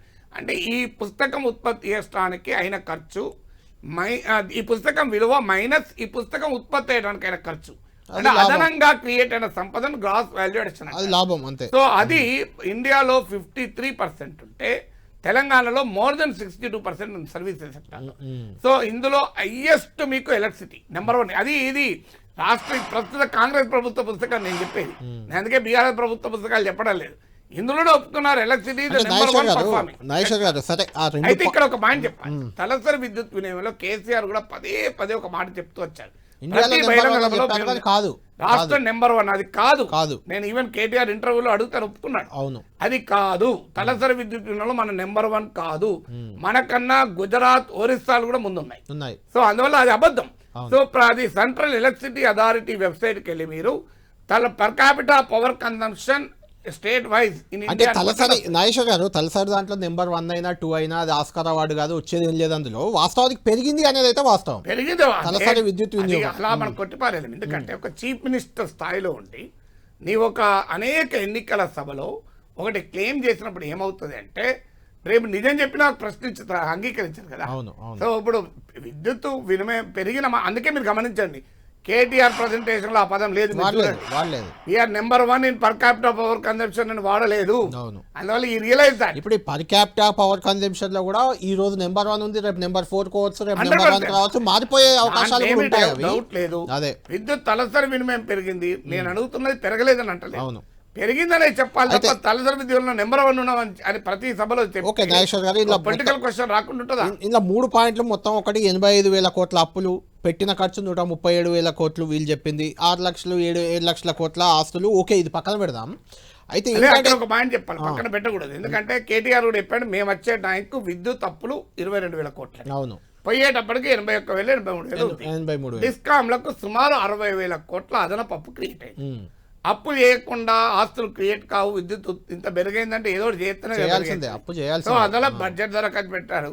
సమస్య ఏంటంటే ఇప్పుడు రోడ్ మ్యాప్ ఏంటంటే అసలు మరి విద్యుత్ ఛార్జీలు పెంచలేము. మన అందరికీ తెలుసు, బషీర్బాగ్ సాక్షిగా అందరికీ తెలుసు, విద్యుత్ ఛార్జీలు పెంచితే చాలా సీరియస్ ఇష్యూ అవుతుంది. మరి బడ్జెట్ భారాలేమో పెరిగిపోయాయి. బడ్జెట్లోమో 69% జీతాలకు నేను అదే అడుగుతున్నాను. కాంగ్రెస్ ప్రభుత్వం ఇంకా విద్యుత్ ని సంక్షోభంలో నెట్టబోతుందని నా అనుమానం. ఎందుకంటే ఉచిత విద్యుత్ వ్యవసాయానికే ఇచ్చింది ఇప్పటి వరకు బీఆర్ఎస్. ఇప్పుడు 200 యూనిట్లు వాడే ప్రతి ఒక్కరికి ఉచితంగా కరెంట్ ఇవ్వాలి. డెఫినెట్గా ఇవ్వాలి. వాళ్ళు అది గ్యారంటీ. రంగంలో పెట్టుబడులు పెట్టకపోతే ఖచ్చితంగా డిస్కౌంట్లు మరింత సంక్షోభంలో పడతాయి. అవును, అందుకే అడిగేది ఏంటంటే గతం కన్నా భవిష్యత్తును అడగాలి. అవును, అయ్యా మీరు కాంగ్రెస్ ప్రభుత్వం మీరు ఇచ్చారు విద్యుత్, మీరే లెక్కలు చెప్తున్నారు 80,000 కోట్లు. సో అది బీఆర్ఎస్ ప్రభుత్వం వల్ల అసమర్థత వల్ల జరిగిందా లేదా తర్వాత సంగతి. అప్పైతే ఉన్నది కదా. ఇప్పుడు ఇంకా అప్పు ఇప్పుడు ఇంకా పెరగడమే అప్పు. అంటే మీ రోడ్ మ్యాప్ ఏంటి పవర్ సెక్టార్ లో? మరి ఈ మీరు అదనపు ఖర్చు కూడా అవుతుంది మీ హామీ వల్ల. అవును, మీరు ఏం చేయబోతున్నారు విద్యుత్ రంగాన్ని అనేది చెప్పాలి కదా. ఖచ్చితంగా. ఇంకొకటి, విద్యుత్ రంగంలో కాంగ్రెస్ పార్టీ ఆరోపణ తలసరి విద్యుత్ వినియోగం పెరగలేదని కాదు, ఆస్తులు కల్పించలేదు కాదు. వాళ్ళు అడుగుతున్న క్వశ్చన్ వేరు. అది ఈ ప్రజెంటేషన్లో మరి వచ్చిందో లేదో మీరు చెప్పాలి, నేను మొత్తం చూడలేదు. అడుగుతున్న క్వశ్చన్ ఏంటంటే మీరు విద్యుత్ కొనుగోలులో అడ్డగోలు ధర పెట్టి కొన్నారు, అది రాలేదు, అక్కడ కుంభకోణం జరిగింది అనేది కదా ఆరోపణ. అదేమన్నారంటే దాని మీద జ్యుడిషియల్ విచారణ జరుపుకుంటామన్నారు కదా. విద్యుత్తే కాదు కాళేశ్వరం మీద కూడా జరుపుకోండి అని ఒక సవాల్ చేశారు, అంతే తప్పితే దాని గురించి క్లారిటీ ఇవ్వలేదు. జ్యుడిషియల్ ఎంక్వైరీ ఒక పార్ట్. ఒక ఆరోపణ వచ్చినప్పుడు ఛత్తీస్గఢ్ తో మొదలుకొని మీరు విద్యుత్ కొనుగోలులో అనవసరంగా దుబారా చేశారు, ఎక్కువ రేటు కొన్నారు, అది నిజం కాదు, అందులో కుంభకోణం జరిగింది అనేది వీళ్ళ వాదన. అవును, ఆ వాదన ఆన్సర్ కావాలి కదా. అదే అందులో కుంభకోణం ఏమీ చేయలేదని అంటారు కదా, జరిగిందని ఒప్పుకోరు కదా. మనకి ఏం చెప్పాలి, అది టెక్నికల్ గా పొలిటికల్ గా ఆరోపణలు కాదు. నిజంగా విద్యుత్ మార్కెట్ లో అప్పుడు ఎంత ధర ఉండే, వేరే వాళ్ళు ఎంత కొన్నారు, మనం ఎంత కొన్నాం, ఇంకో లెక్కలు ఇవి. మరి మేము ఎక్కువ కొన్నట్టు ఎక్కడున్నా చెప్పండి అని చెప్పాలి కదా. చెప్పాలి, కరెక్ట్, రైట్. దానికి సంబంధించిన క్లారిటీ బీఆర్ఎస్ ఇచ్చుకోవాల్సినవి కొన్ని ఉన్నాయి, కాంగ్రెస్ ఇవ్వాల్సింది కొన్ని ఉన్నాయి. అవన్నీ చూద్దాం. అన్నిటికంటే ముఖ్యమైన రంగం సాగునీటి రంగం. కాళేశ్వరం, ప్రధానంగా కాళేశ్వరం, పాలమూరు రంగారెడ్డి, ఆ రెండు ప్రధాన సాగునీటి రంగంలో ప్రధాన ప్రాజెక్టులు. వాటిలో జరిగిన అవినీతి కానీ, అవకతవకలు కానీ, నిధుల దుర్వినియోగం కానీ, అప్పులతో అవినీతి జరిగిందనే ఆరోపణలు కానీ, అందులో వాస్తవం ఎంతుంది, కేటీఆర్ ఏం చెప్పారు, దానికి సంబంధించి నాగేశ్వర్ గారితో మాట్లాడదాం. ఇక అన్నిటికంటే కీలకంగా అధికార విపక్షాల మధ్య యుద్ధానికి, రాజకీయ విమర్శలకు తావుదిస్తున్న రంగం సాగునీటి రంగం. తెలంగాణలో సాగునీటి రంగాన్ని గతంలో ఎన్నడూ లేనంతగా రైతాంగానికి న్యాయం చేసేలా తీసుకెళ్లామని బీఆర్ఎస్ చెప్తుంటే దానిపై అప్పులు చేశారు, పెద్ద ఎత్తున అవినీతి జరిగిందంటూ కాంగ్రెస్ పార్టీ శ్వేతపత్రాల్లో చెప్పుకుంది. ఈరోజు శ్వేతపత్రంలో కేటీఆర్ పవర్ పాయింట్ ప్రెజెంటేషన్ చేస్తూ ఈ సాగునీటి రంగానికి ఏ రకంగా తాము కృషి చేశామనేది వివరించారు. ఆయన ఏమన్నారో ఒకసారి చూద్దాం. కేసీఆర్ అంటేనే కే అంటే కాలువలు, సి అంటే చెరువులు, ఆర్ అంటే రిజర్వాయర్లన్న చందాన సాగునీటి ప్రాజెక్టుల మీద మొత్తం మేము పెట్టిన ఖర్చు 1,76,000 కోట్లు. అందులో పెండింగ్ ప్రాజెక్టులు ఉండే పాలమూరు జిల్లాలో కల్వకుర్తి, నెట్టెంపాడు, భీమా, ఈ 3 కూడా పెండింగ్ ప్రాజెక్టులుగా ఉండేది, పూర్తి కాల. మా ప్రభుత్వం వచ్చిన తర్వాత చిత్తశుద్ధితో పెండింగ్ ప్రాజెక్టులను రన్నింగ్ ప్రాజెక్టుగా మార్చి ఒక 3,000 కోట్ల రూపాయలు ఖర్చు పెడితే ఇవాళ ఒక్క పాలమూరు జిల్లాలో ఆ మిగిలిన పనులు పూర్తి చేస్తే 6 లక్షల ఎకరాలకు నీళ్ళిచ్చింది మా ప్రభుత్వం. 204 టీఎంసీల రిజర్వాయర్లు, అటు పాలమూరు రంగారెడ్డి, సీతారామ, కాళేశ్వరం 3 కలిపితే 204 టీఎంసీల రిజర్వాయర్ల ఏర్పాటు చేసింది మా ప్రభుత్వం. ఇక్కడ అన్నింటికన్నా ముఖ్యమైన మాట, ఎందుకు పెరిగినాయి పంప్ సెట్లు అని మన ముఖ్యమంత్రి గారు అంటాడు అసెంబ్లీలో. ఎందుకు పెరిగినాయి? ఉచిత కరెంట్ ఒక దిక్కు, భారతదేశంలోనే అత్యధికంగా భూగర్భ జలాలు పెంచిన ఘనత మా ప్రభుత్వానిది, కేసీఆర్ గారు. రైట్. మొత్తం సాగునీటి రంగానికి సంబంధించి కేటీఆర్ వివరించారు. ఈ సాగునీటి రంగంలో కూడా అన్నిటికంటే అగ్రగామి కాళేశ్వరం. కాళేశ్వరం గురించి కూడా ఆయన ఏమన్నారో ఒకసారి చూద్దాం. రైతుల స్వేదంతో పండించిన పంటలు, ఆ పంటల నుంచి వచ్చిన సంపద, దానికి ఎట్లా వెలగడతారని మనం అడుగుతున్నాం. ప్రపంచంలోనే అతి పెద్ద లిఫ్ట్ ఇరిగేషన్ ప్రాజెక్ట్ కాళేశ్వరం. మీరు ఎన్ని బదనామాలు చేసే ప్రయత్నం చేసినా, ఎన్ని రకాలుగా బట్టగాల్సి మీద వేసిన ప్రయత్నం చేసినా వాస్తవాలు వాస్తవంగానే ఉంటాయి. You are going to enjoy the benefits of Kaleshwaram. మీరు కూడా దాన్ని దాచేయలేరు. 4.5 సంవత్సరాల రికార్డు సమయంలో పూర్తి చేసినాం. ఒక్క బరాజులో ఎక్కడో ఒక్క దగ్గర చిన్న నిర్మాణ లోపం ఉంటే సరిచేయండి. శిక్ష మీరు అన్నారు కదా, జడ్జిలతో విచారణ చేస్తాం, జ్యుడిషియల్ ఎంక్వైరీ చేస్తాం, బరాబర్ చేసుకోండి. తప్పు జరిగితే ఏ ఎంక్వైరీకైనా మేము సిద్ధం. కరువు పీడిత ప్రాంతం, భారతదేశంలోనే వలసల జిల్లాగా పేరుపడ్డ జిల్లా పాలమూరు జిల్లా, పక్కనే ఉన్నది రంగారెడ్డి జిల్లా. నీటి సోర్స్ లేదు.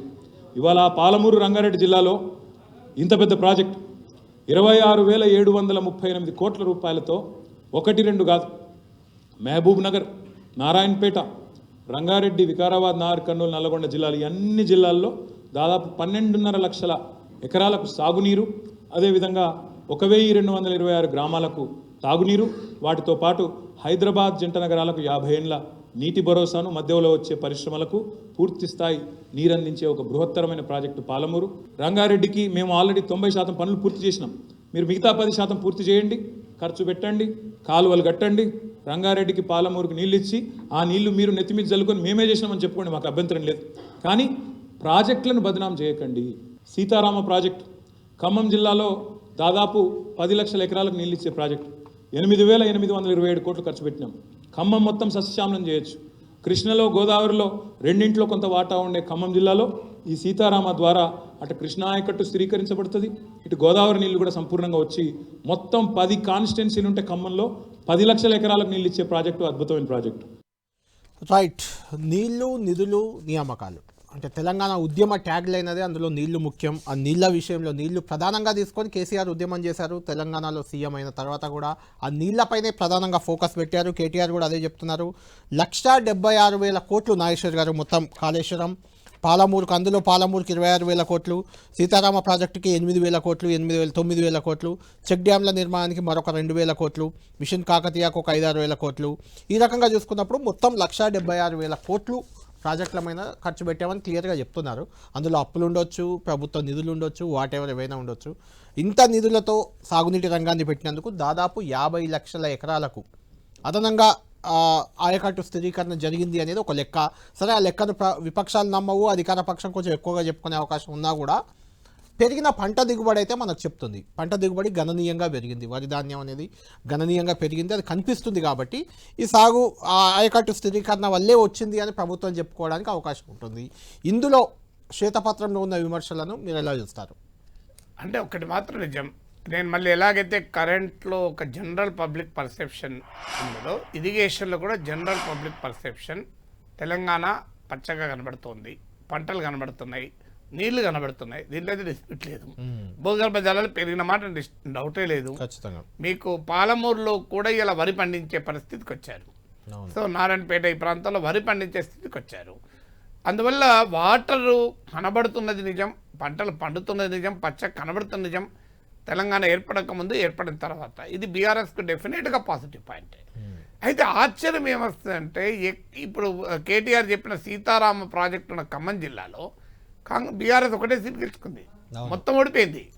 మరి అంటే ఇంత అద్భుతమైన నీటి సదుపాయాన్ని కల్పించబడ్డాక ఎందుకు ప్రజలు వ్యతిరేకంగా ఓటేశారు?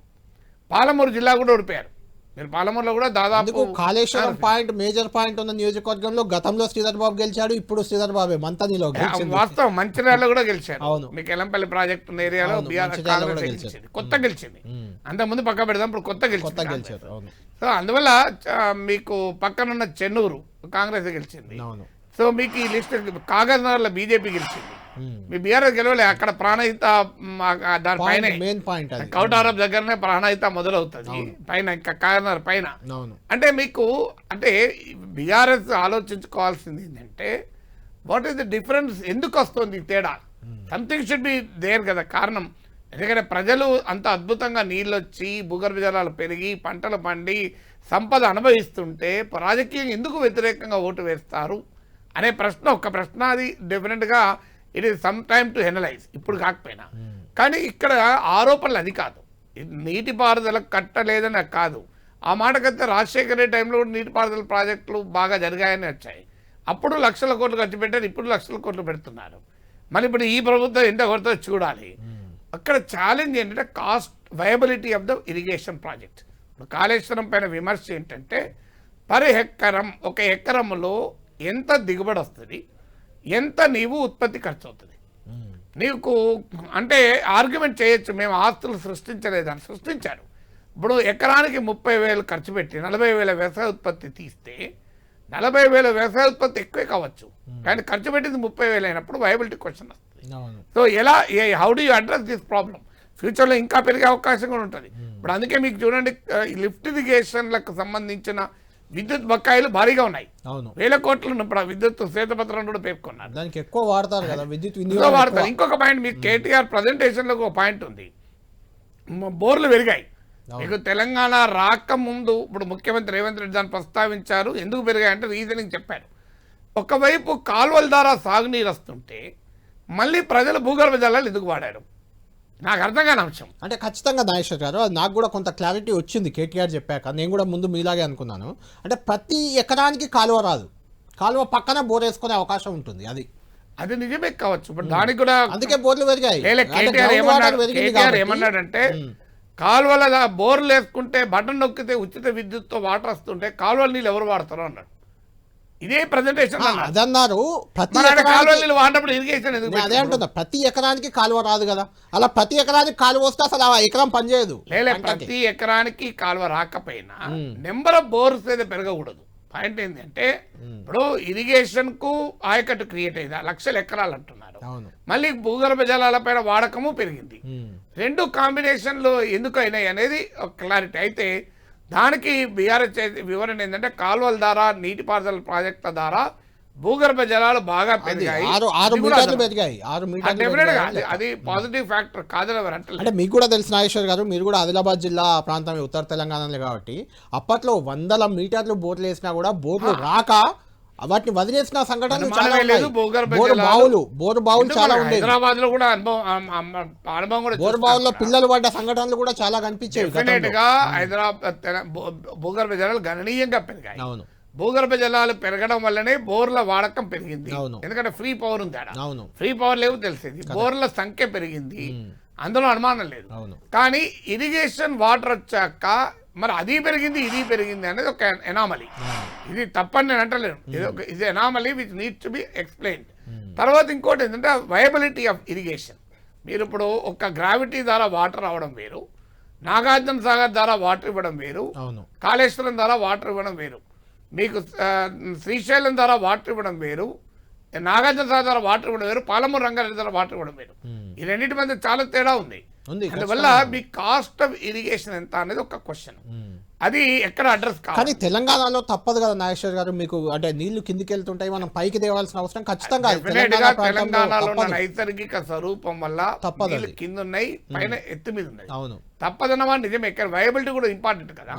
దానికి ఇంకేదైనా మార్గం ఉందా, గ్రావిటీ ద్వారా ఇంకెక్కడైనా స్కోప్ ఉందా లేదా, ఇవన్నీ క్వశ్చన్స్. ఇప్పుడు తుమ్మిడిహట్టు దగ్గరికి వెళ్ళి మొదలు పెడితే బాగుండేదని ఒకరంటారు, మేడిగడ్డ నుంచి మొదలు పెడితే బాగుందని ఒకరంటారు.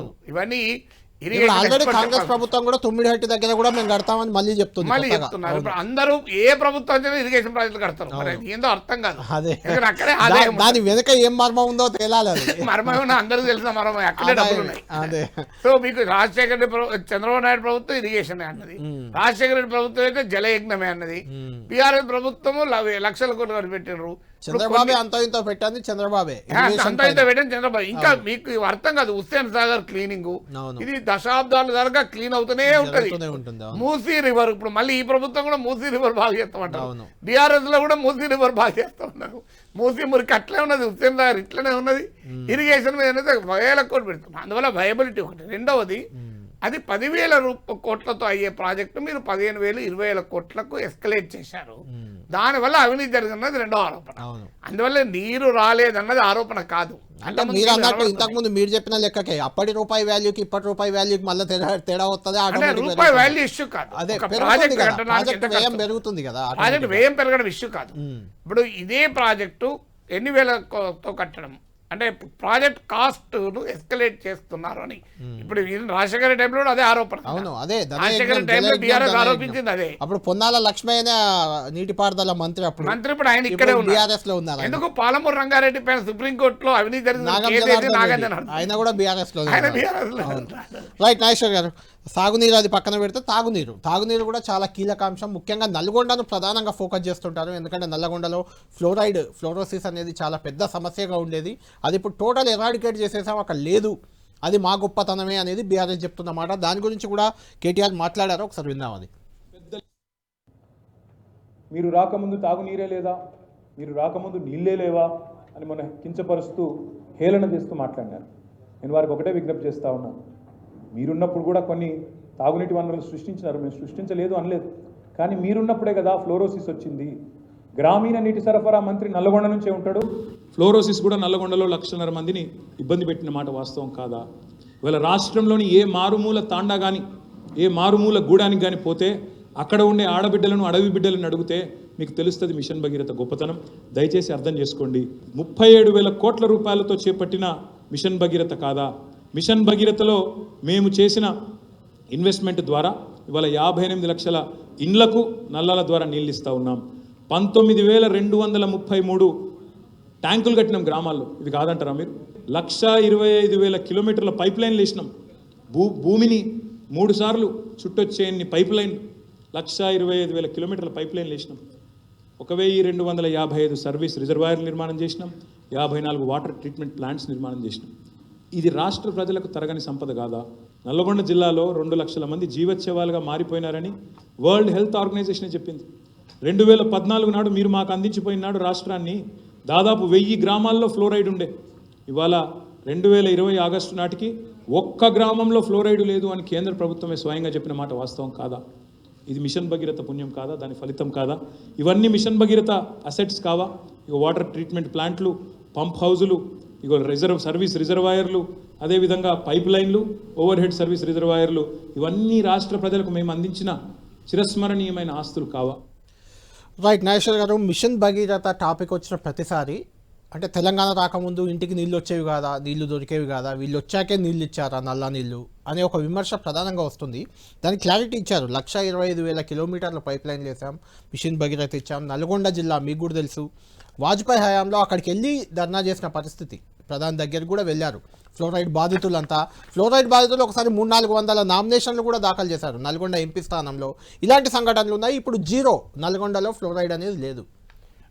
అదే ఈ లెక్కలు ఎన్ని పైప్ లైన్లు వేశారు, ఎన్ని రిజర్వాయర్లు కట్టారు అన్నది లెక్కలు ఎట్టున్నా డ్రింకింగ్ వాటర్ ఇంప్రూవ్ అయిన మాట నిజం, దాంట్లో ఏం డిస్ప్యూట్ లేదు. Irrigation and drinking water and current విషయంలో ఖచ్చితంగా అంతకు ముందున్న పరిస్థితితో బీఆర్ఎస్ పాలనలో ఇంప్రూవ్ అయింది, దీంట్లో డిస్ప్యూట్ లేదు. ఇది ప్రజల అనుభవం, నేను లెక్కలో వాటి జోలికి వెళ్ళడం లేదు. సో అంతకుముందు మనకే అనుభవం కదా. కానీ అక్కడ కూడా క్వశ్చన్లు ఎంత అంటే మళ్ళీ కాస్టే. మిషన్ 37,000 కోట్లు నిజంగా ఖర్చు అవసరమా? అంతకు ముందున్న డ్రింకింగ్ వాటర్ అసెట్స్ ఉన్నాయి, ఏమీ లేకలేదు.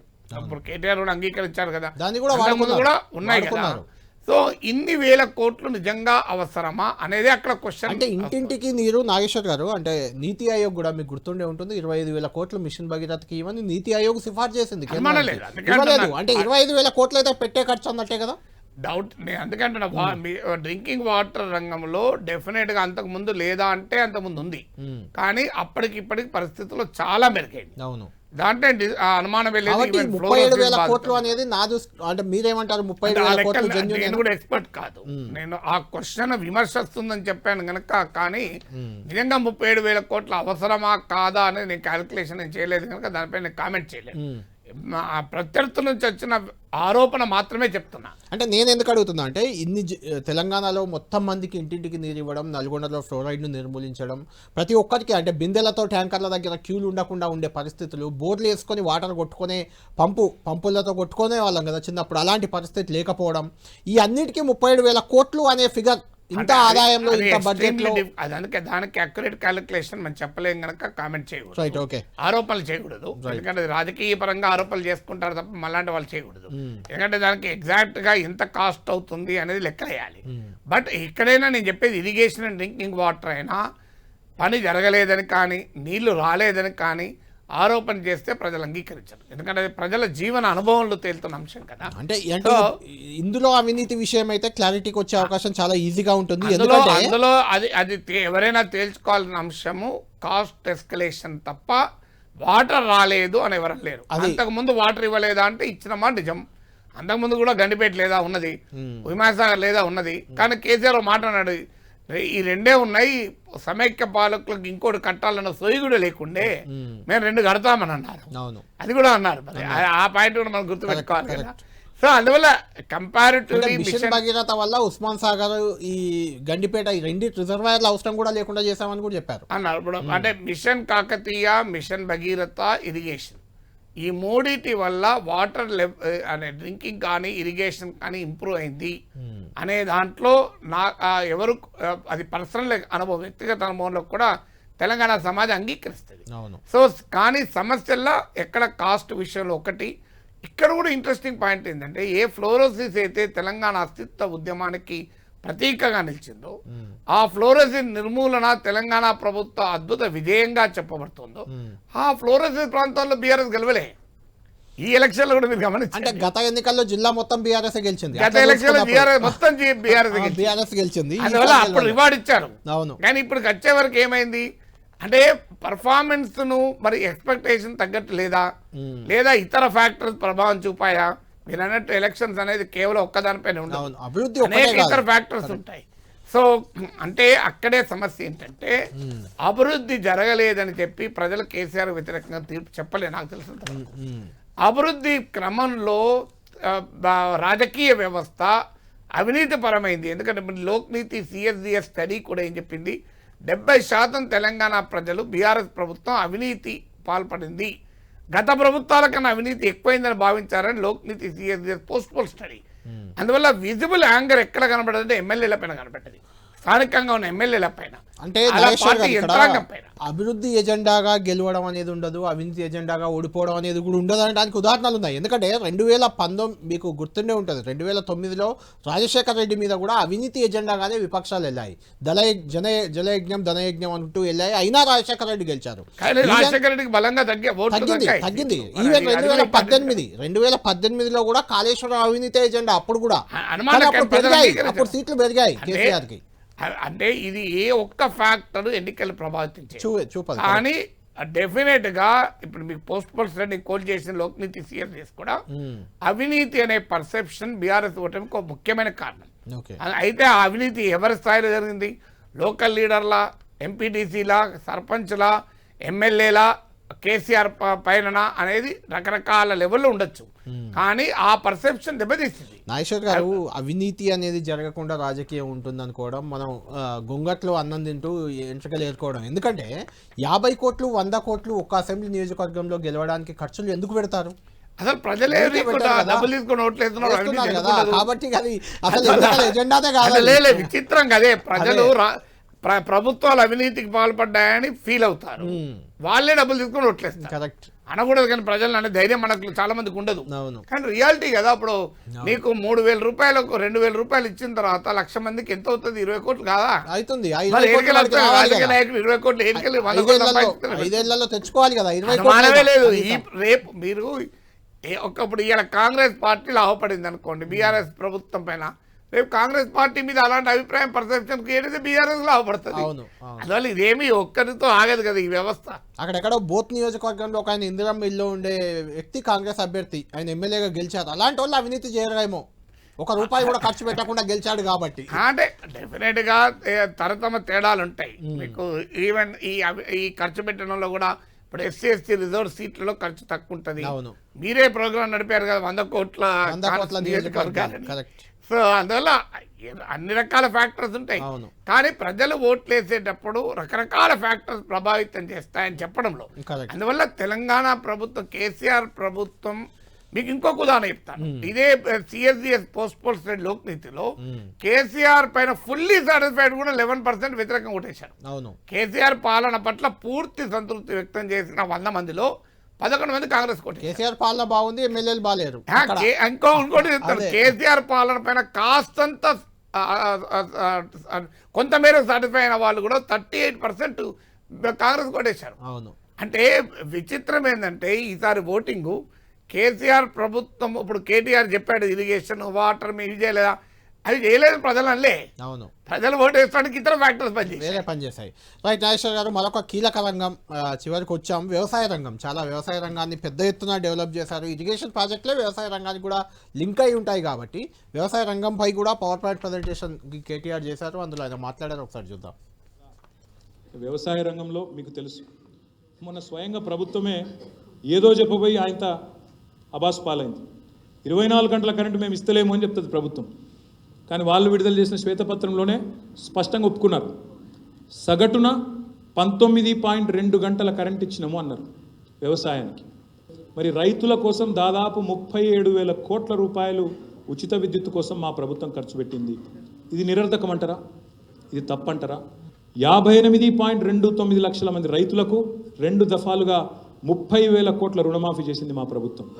70 లక్షల మంది రైతులకు 73,000 కోట్ల రూపాయలు పెట్టుబడి రూపంలో అందించి వారిలో ఒక ధీమా నింపింది కేసీఆర్ గారి ప్రభుత్వం అనే మాట నేను మీకు గుర్తు చేస్తా ఉన్నాను. 9 ఏళ్లలో మా ప్రభుత్వం మేము కొనుగోలు చేసింది గింత రైతుల నుంచి.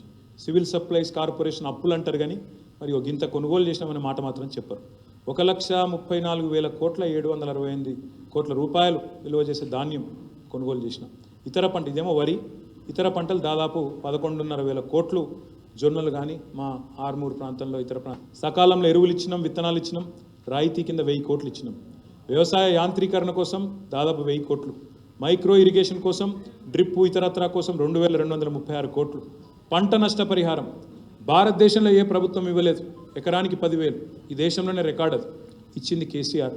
దానికోసం 1,794 కోట్లు. ఆనాడు వరి ధాన్యం 2014లో మొత్తం ఉత్పత్తి 68 లక్షల టన్నులు, ఈరోజు 3.5 కోట్ల టన్నులు. ఈ సంపదను దేంతో కొలుస్తారు? ఈ సంపద ఎట్లా కొలుస్తారు? ఈ సంపద ఎట్లా చెప్తారు ప్రజలకి? దయచేసి ఆలోచించాలి. రైట్ నాగేశ్వర్ గారు, వ్యవసాయ రంగం ముఖ్యంగా వరిధాన్య ఉత్పత్తిలో ఉభయ గోదావరి జిల్లాలతో ధీటుగా ఇక్కడ పండుతుంది. రాజశేఖర రెడ్డి ఉన్నప్పుడే అది కొంత అటువంటి ఇండికేషన్స్ వచ్చాయి. కరీంనగర్ జిల్లా లాంటి ప్రాంతంలో అప్పుడు కూడా పండింది. ఓవరాల్గా చూసుకున్నప్పుడు సాగు విస్తీర్ణం 1.31 కోట్ల ఎకరాల నుంచి ఇప్పుడు 2.68 కోట్ల ఎకరాలకు పెరిగింది. అంటే దాదాపు డబుల్ అయింది సాగు విస్తీర్ణం వాళ్ళు చెప్పిన లెక్కల్లో. అదేవిధంగా వరిధాన్య ఉత్పత్తి 68 లక్షల టన్నులు 2014లో ఉంటే 350 లక్షల టన్నులు, చాలా 5 రెట్లు పెరిగింది దాదాపుగా.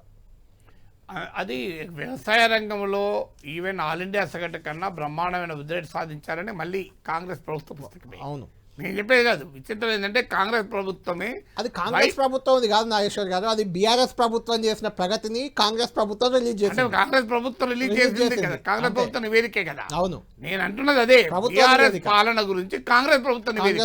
నివేదిక పాయింట్ అది. కాంగ్రెస్ ప్రభుత్వం వచ్చి 10 రోజులు ఎందుకంటే నివేదిక వాళ్ళది ఎట్లా ఉండదు కదా. అవును, బీఆర్ఎస్ ప్రభుత్వంలో ఇప్పుడు కేటీఆర్ శ్వేతపత్రంలో ఏం చెప్పాడన్నది పొలిటికల్లీ కంటెస్టేషన్ ఉంటుంది. ఒక కాంగ్రెస్ వాళ్ళు ఒప్పుకోరు, బీఆర్ఎస్ లో పడుతుంది. నేను I'm quoting the document of the present government about BRS government. విచిత్రం ఏంటంటే ఇక్కడ వీళ్ళు వచ్చి 10 రోజులు అయింది కదా. ఇక్కడ నాగేశ్వర్ గారు, ఇది కూడా వైట్ పేపర్ కన్నా ముందు రిలీజ్. తెలంగాణ ఎకానమీలో ఈ ప్రభుత్వ గత బీఆర్ఎస్ ప్రభుత్వ ఘనతను కాంగ్రెస్ ప్రభుత్వం చెప్పింది, శ్వేతపత్రంలో తప్పులనే ఎగ్జాక్ట్లీ. ఇది ఎప్పుడు బిఫోర్ వైట్ పేపర్. అవును, బిఫోర్ వైట్ పేపర్ కన్నా ముందు బట్టి విక్రమార్క రిలీజ్ చేసిన పుస్తకం ఇది. అవును, సో ఈ పుస్తకంలోనే ఒప్పుకున్నారు కదా అగ్రికల్చర్ మనం నేనెట్లా కాదంట. సో ఈ పుస్తకంలోనే అగ్రికల్చర్ గ్రోత్ రేట్ తెలంగాణలో 45.8% ఆఫ్ ద పాపులేషన్ వ్యవసాయం పైన ఆధారపడి ఉన్నారు. వీరిలో గ్రాస్ వాల్యూ అడిషన్ ఇంతకుముందు నేను చెప్పినట్లు అగ్రికల్చర్లో రికార్డు స్థాయిలో ఉంది అనేది ప్రస్తుత ప్రభుత్వం కూడా అంగీకరించే లెక్కే, దానిలో డిస్ప్యూట్ లేదు. అయితే మళ్ళీ ఇంట్రెస్టింగ్ ఇంకో పాయింట్ చెప్తాను. లోక్నీతి సిఎస్జిఎస్ పోస్ట్ పోల్ స్టడీలో ఫార్మర్స్ మెజారిటీ కాంగ్రెస్ కేశారు. విచిత్రం అదే, ఎందుకు వేశారు? దానికి రీజనింగ్ ఏంటి అంటే పెట్టుబడి సాయం ఇచ్చాము మేము అని చెప్పారు కేటీఆర్, కరెక్ట్ అది. కానీ అక్కడే ప్రాబ్లం వచ్చింది. ఎక్కడ ప్రాబ్లం వచ్చింది? నేను కూడా ఫీల్డ్ లెవెల్ వెళ్ళి స్టడీ చేశాను. 2 ఎకరాలు ఉన్న పేద రైతు ఇంకో 3 ఎకరాలు కౌలు తీసుకొని వ్యవసాయం చేస్తాడు. ఈ 2 ఎకరాలు ఉన్న పేద రైతు కొమ్ము 20,000 వస్తున్నాయి. ఆ 3 ఎకరాలు కౌలు తీసుకున్న వాడికి 20 ఎకరాలు ఉంటాయి. యాక్చువల్గా వాళ్ళకు 20 ఎకరాలు 2 లక్షలు వస్తున్నాయి. అంటే నాకోమో నేను కష్టపడుతున్నానుకోమో 20,000 వస్తే ఏ కష్టం చేయడానికి 2 లక్షలు వస్తాయా అని ఫీలింగ్ ఎక్కువైంది. అది ప్రధానంగా దెబ్బతీసింది రైతు బంధు. మీకు రైతు బంధు యొక్క ఫాల్టీ ఇంప్లిమెంటేషన్ బీఆర్ఎస్ ప్రభుత్వానికి వ్యతిరేకంగా ఓటు పట్టడానికి కారణమైంది. మీరు రైతుల్లో కూడా గ్రామీణ ప్రాంతాల్లో కాంగ్రెస్ గెలిచింది కదా క్లియర్గా. మీకు ఎందుకంటే ఆ రీజన్. ఇక రుణమాఫీ డబ్బులు ఖర్చు పెట్టిన నిజం, కానీ ఒక్కసారిగా రుణమాఫీ చేయాల్సి ఉండే. వీళ్ళు విడతల వారీగా చేసే వరకు వడ్డీ మాఫీ అయింది, రుణమాఫీ కాలేదు. ఇప్పుడు రుణమాఫీ ఒకవేళ ఒక్కసారిగా కాంగ్రెస్ పార్టీ చెప్పిన ప్రకారం 2 లక్షల కోట్లు ఒక్కసారి చేస్తే ఒక బడ్జెట్ మొత్తం అటు వెళ్ళిపోతుంది. కాదు, దానికో పద్ధతి ఉంది. నేను రేవంత్ రెడ్డిని ఇదే క్వశ్చన్ అడిగాను. అడిగితే ఆయన చెప్పింది ఏంటి, అది ఇంప్లిమెంట్ ఇప్పుడు చేస్తలేదు, చూడాలి, చూడకపోతే అడుగుదాం. ఏమన్నాడంటే మేము ఒకటేసారి కడతామని అనలేదు. అవును, మేము ఏమంటున్నాం, రైతులకు ఒక 30,000 కోట్ల అప్పు ఉంది. ఈ 30,000 కోట్ల అప్పు రాష్ట్ర ప్రభుత్వ ఖాతాకు ట్రాన్స్ఫర్ చేస్తాం. చేసి బ్యాంకు దగ్గర మేము అప్పు తీసుకుంటాం. బ్యాంకు వాళ్ళు మాకు ఈఎంఐ చొప్పున ఇంకో నెలకు సంవత్సరానికి ఒక 3,000 కోట్లు 5,000 కోట్లు నెక్స్ట్ 6 ఏళ్ళు 5 ఏళ్ళలో కట్టుకుంటాం. అసలే అప్పుల పాలై దివాలా తీసిన రాష్ట్రానికి మళ్ళీ అప్పులు బ్యాంకులు అదే జరుగుతుంది. ఇవ్వవు కదా. అంటే అది ఆ ప్రాబ్లం లేదు. బ్యాంకులు ప్రభుత్వానికి అప్పు ఇవ్వడంలో ముందుంటాయి. ఎందుకంటే ప్రభుత్వం మించిన రిలయబుల్ కస్టమర్ ఎవరు లేదు. కానీ ఇప్పటికే 30,000 కోట్లు వడ్డీయే కడుతున్నారు. వడ్డీ కడతారు. దానికి ఇప్పుడు ఎన్ని అప్పులు ఇస్తలేరు. ఇప్పుడు మీరు అప్పుల ప్రాబ్లం ఏమి ఉండదు. ఈ రుణమాఫీ కార్పొరేషన్ పెడితే వీరు కూడా ఆఫ్ బడ్జెట్ బారోయింగ్సే చేయాలి. ఇంకో మార్గమే లేదు. బడ్జెట్లకి ఇవ్వాలి. అందుకే అడుగుతున్నది. మీరు అడగాల్సింది ఏంటంటే, అందుకే అడగాలి ఈ ప్రభుత్వాన్ని. అయ్యా గతం గురించి చెప్పారు సంతోషం, వైట్ పేపర్, ఫ్యూచర్ గురించి చెప్పండి అని అనాలి. మీరు what is your economic road map? Nageshwar garu, ఇప్పుడు ప్రభుత్వ అప్పులను ప్రశ్నిస్తున్న ఈ ప్రభుత్వం రేపు ప్రజల అప్పులను ప్రభుత్వంలోకి తీసుకుంటే మళ్ళీ అప్పే కదా, అది కూడా పెరుగుతుంది కదా. పెరగకపోతే ఎట్లా రుణమాఫీ ఎట్లా జరుగుతుంది? అవును, ఎలా సాధ్యం? దానికి తగ్గట్టుగా ఎకనామిక్ గ్రోత్ కావాలి. సొల్యూషన్ ఏంటి? నీకు గత ప్రభుత్వం కన్నా ఎక్స్పెండిచర్ పెరుగుతుంది తప్ప ఈ ప్రభుత్వం తగ్గదు.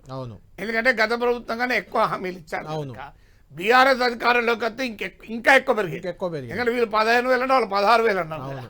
సో అన్ని ఎక్కువ అన్నారు వాళ్ళు. అందువల్ల ఖచ్చితంగా పెరగాలి. దానికి సొల్యూషన్ ఏంటి? తెలంగాణ ఎకానమీ ఇప్పుడున్న పెరుగుదల రేటు కన్నా అనేక రేట్లు పెరగాలి. అంటే ప్రభుత్వానికి ఇప్పుడు వస్తున్న ఆదాయం కన్నా ఎక్కువ ఆదాయం రావాలి. ఇన్నోవేటివ్ గా ప్రభుత్వ ఖర్చు దుబారా ఖర్చు తగ్గిస్తామన్నది తగ్గాలి.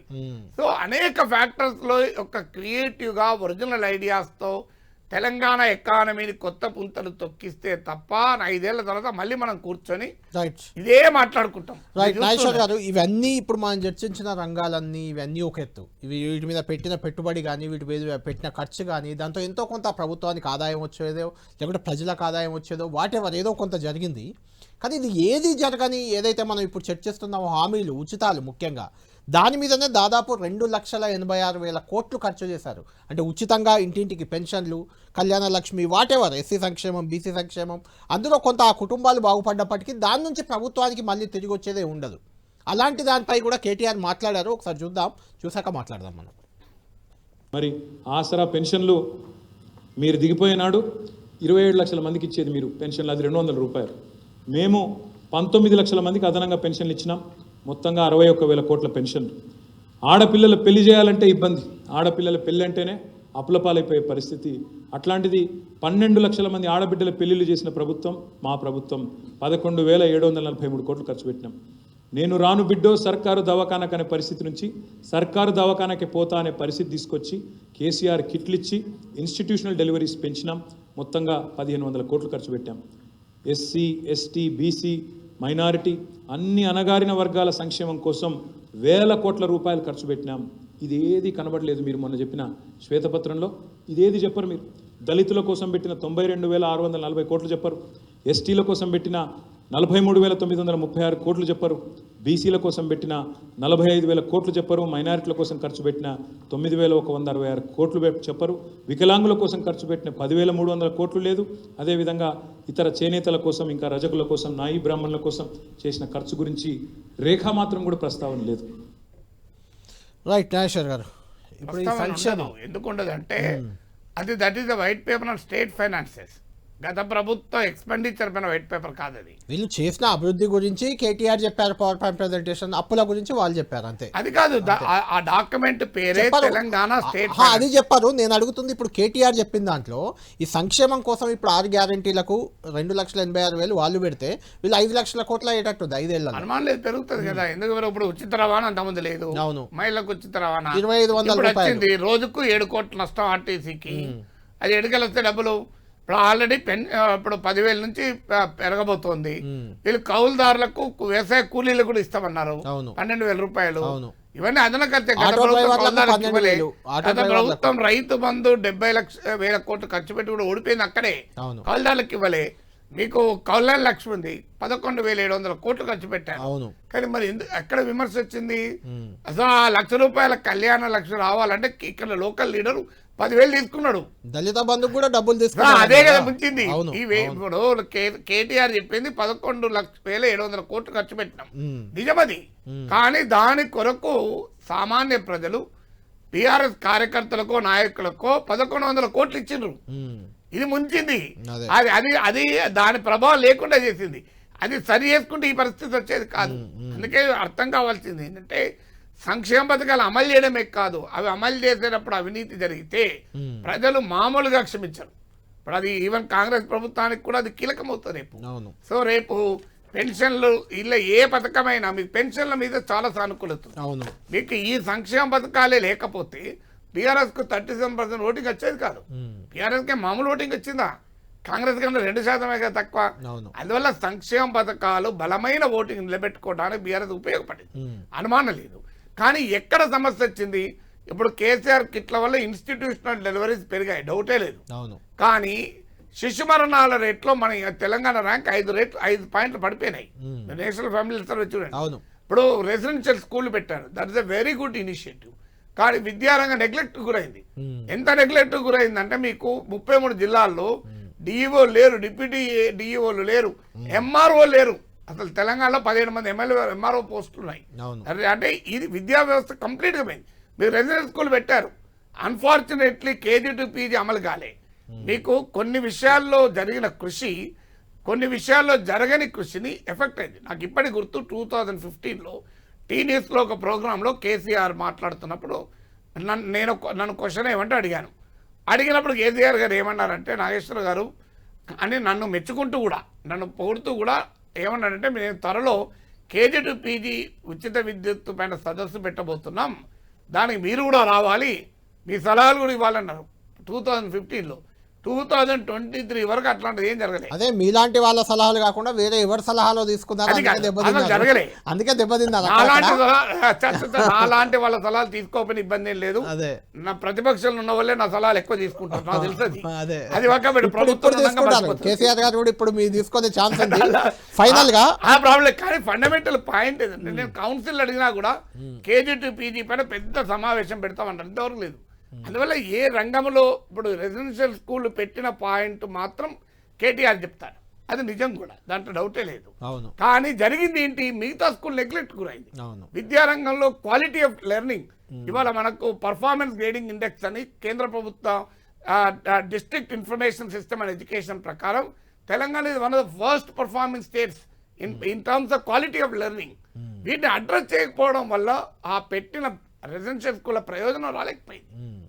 అంటే నాగేశ్వర్ గారు మీరు చెప్తున్న ప్రకారం విద్యారంగం కానీ వైద్య రంగం కానీ ఇంకా దిగిపోయింది, దిగజారింది అనేది మనం అంటున్న మాట, ఏవో ఇండెక్స్లు ఏవో సర్వేలు చెప్తున్న మాట.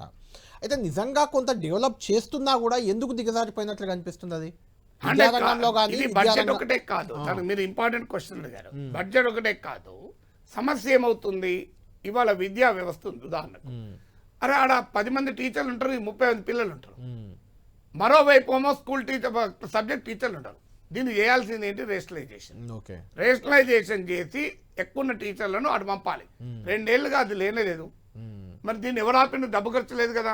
నాకు చెప్పండి, మీరు director school education, secretary school education గత ప్రభుత్వంలో విద్యామంత్రి, ఇప్పుడు ఈ ప్రభుత్వంలో ఇప్పుడే అడగలేము, కొన్ని రోజులైనా అడుగుదాం.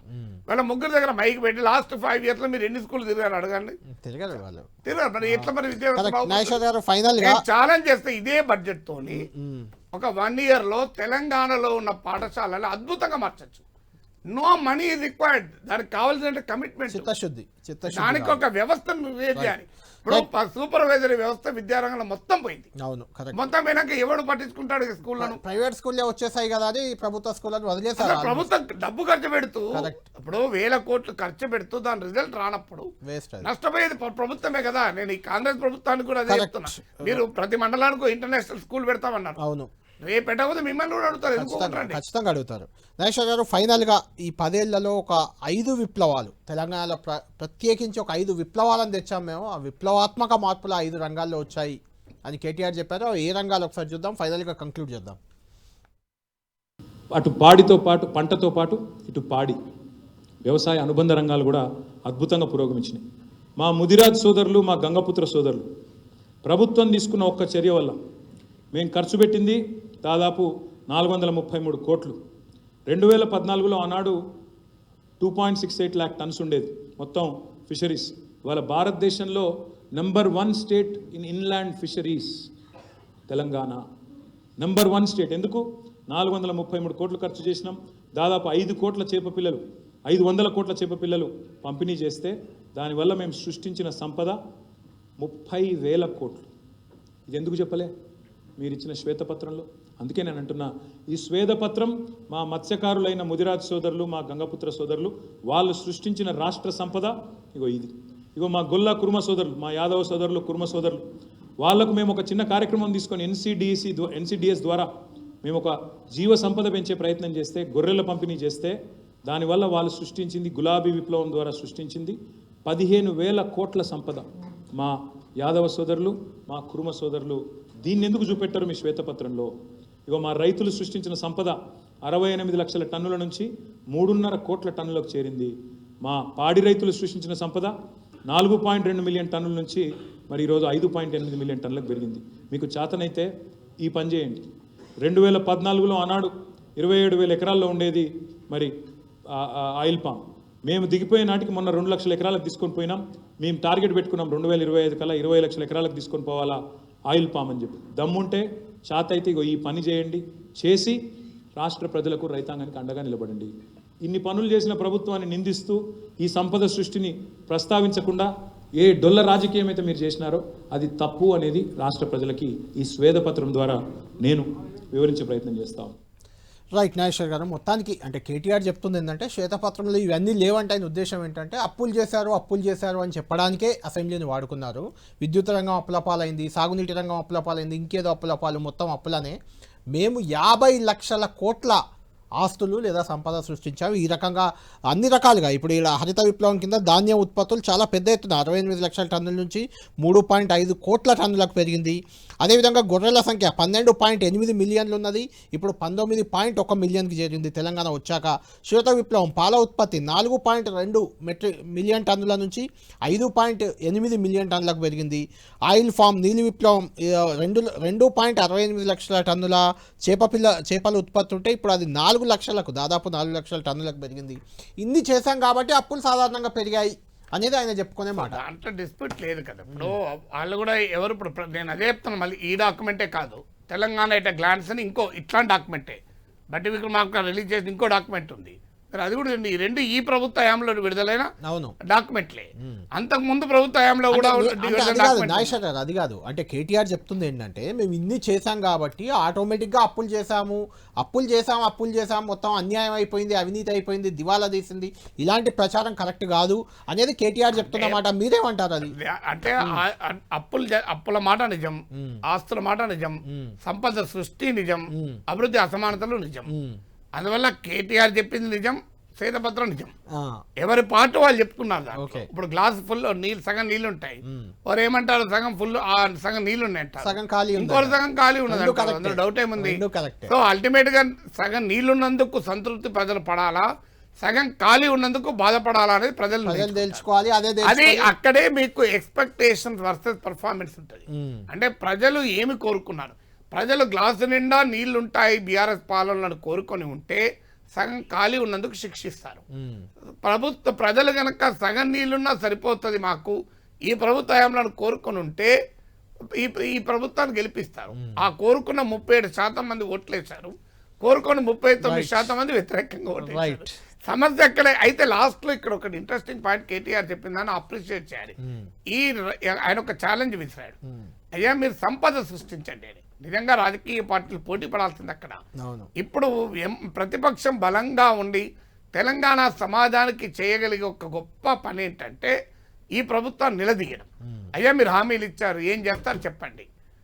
మీరు హామీలు ఒకటే కాదు, పథకాలు ఒకటే కాదు, తెలంగాణ అభివృద్ధిని అనేక రేట్లు ఎలా వేగిరపరుస్తారు, తెలంగాణ ఎకానమీని ఎలా డెవలప్ చేస్తారు, ఎంప్లాయ్మెంట్ ఎలా క్రియేట్ చేస్తారు, తెలంగాణలో విద్యా వైద్యాన్ని ఎలా మారుస్తారు, ఇది ప్రతిపక్షం అడగాల్సిన మాట. మీరు కరెక్ట్. ఈ ప్రశ్న ప్రతిపక్షం అడిగినా ప్రజలు అడిగినా అప్పుల పాలైన రాష్ట్రాన్ని మేము ఏమీ చేయలేమని చేతులు ఎత్తేసే ప్రయత్నం చేస్తుంది అధికార పక్షం అనేది కూడా విమర్శ. అలా చేస్తే అధికార పార్టీని ప్రజలు క్షమించరు, ఓకే అలా చెయ్యమని వాళ్ళు అంటున్నారు.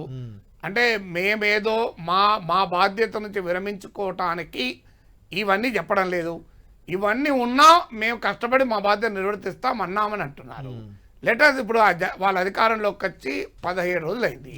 17 days లో మనము అబాండాలు వేయలేము, ఆరోపణలు చేయకూడదు.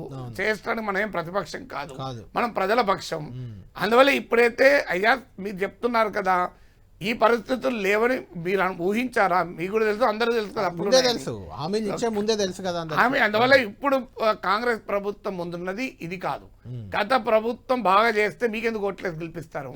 గత ప్రభుత్వం పైన 100% సాటిస్ఫాక్షన్ ఉంటే మీకు ఓట్లేయరు. మీరు గెలిచిందే ఆ అసంతృప్తి నుంచి. ఆ అసంతృప్తి ఉంది కదా అని మీరు చెప్పడం వల్ల ప్రయోజనం లేదు.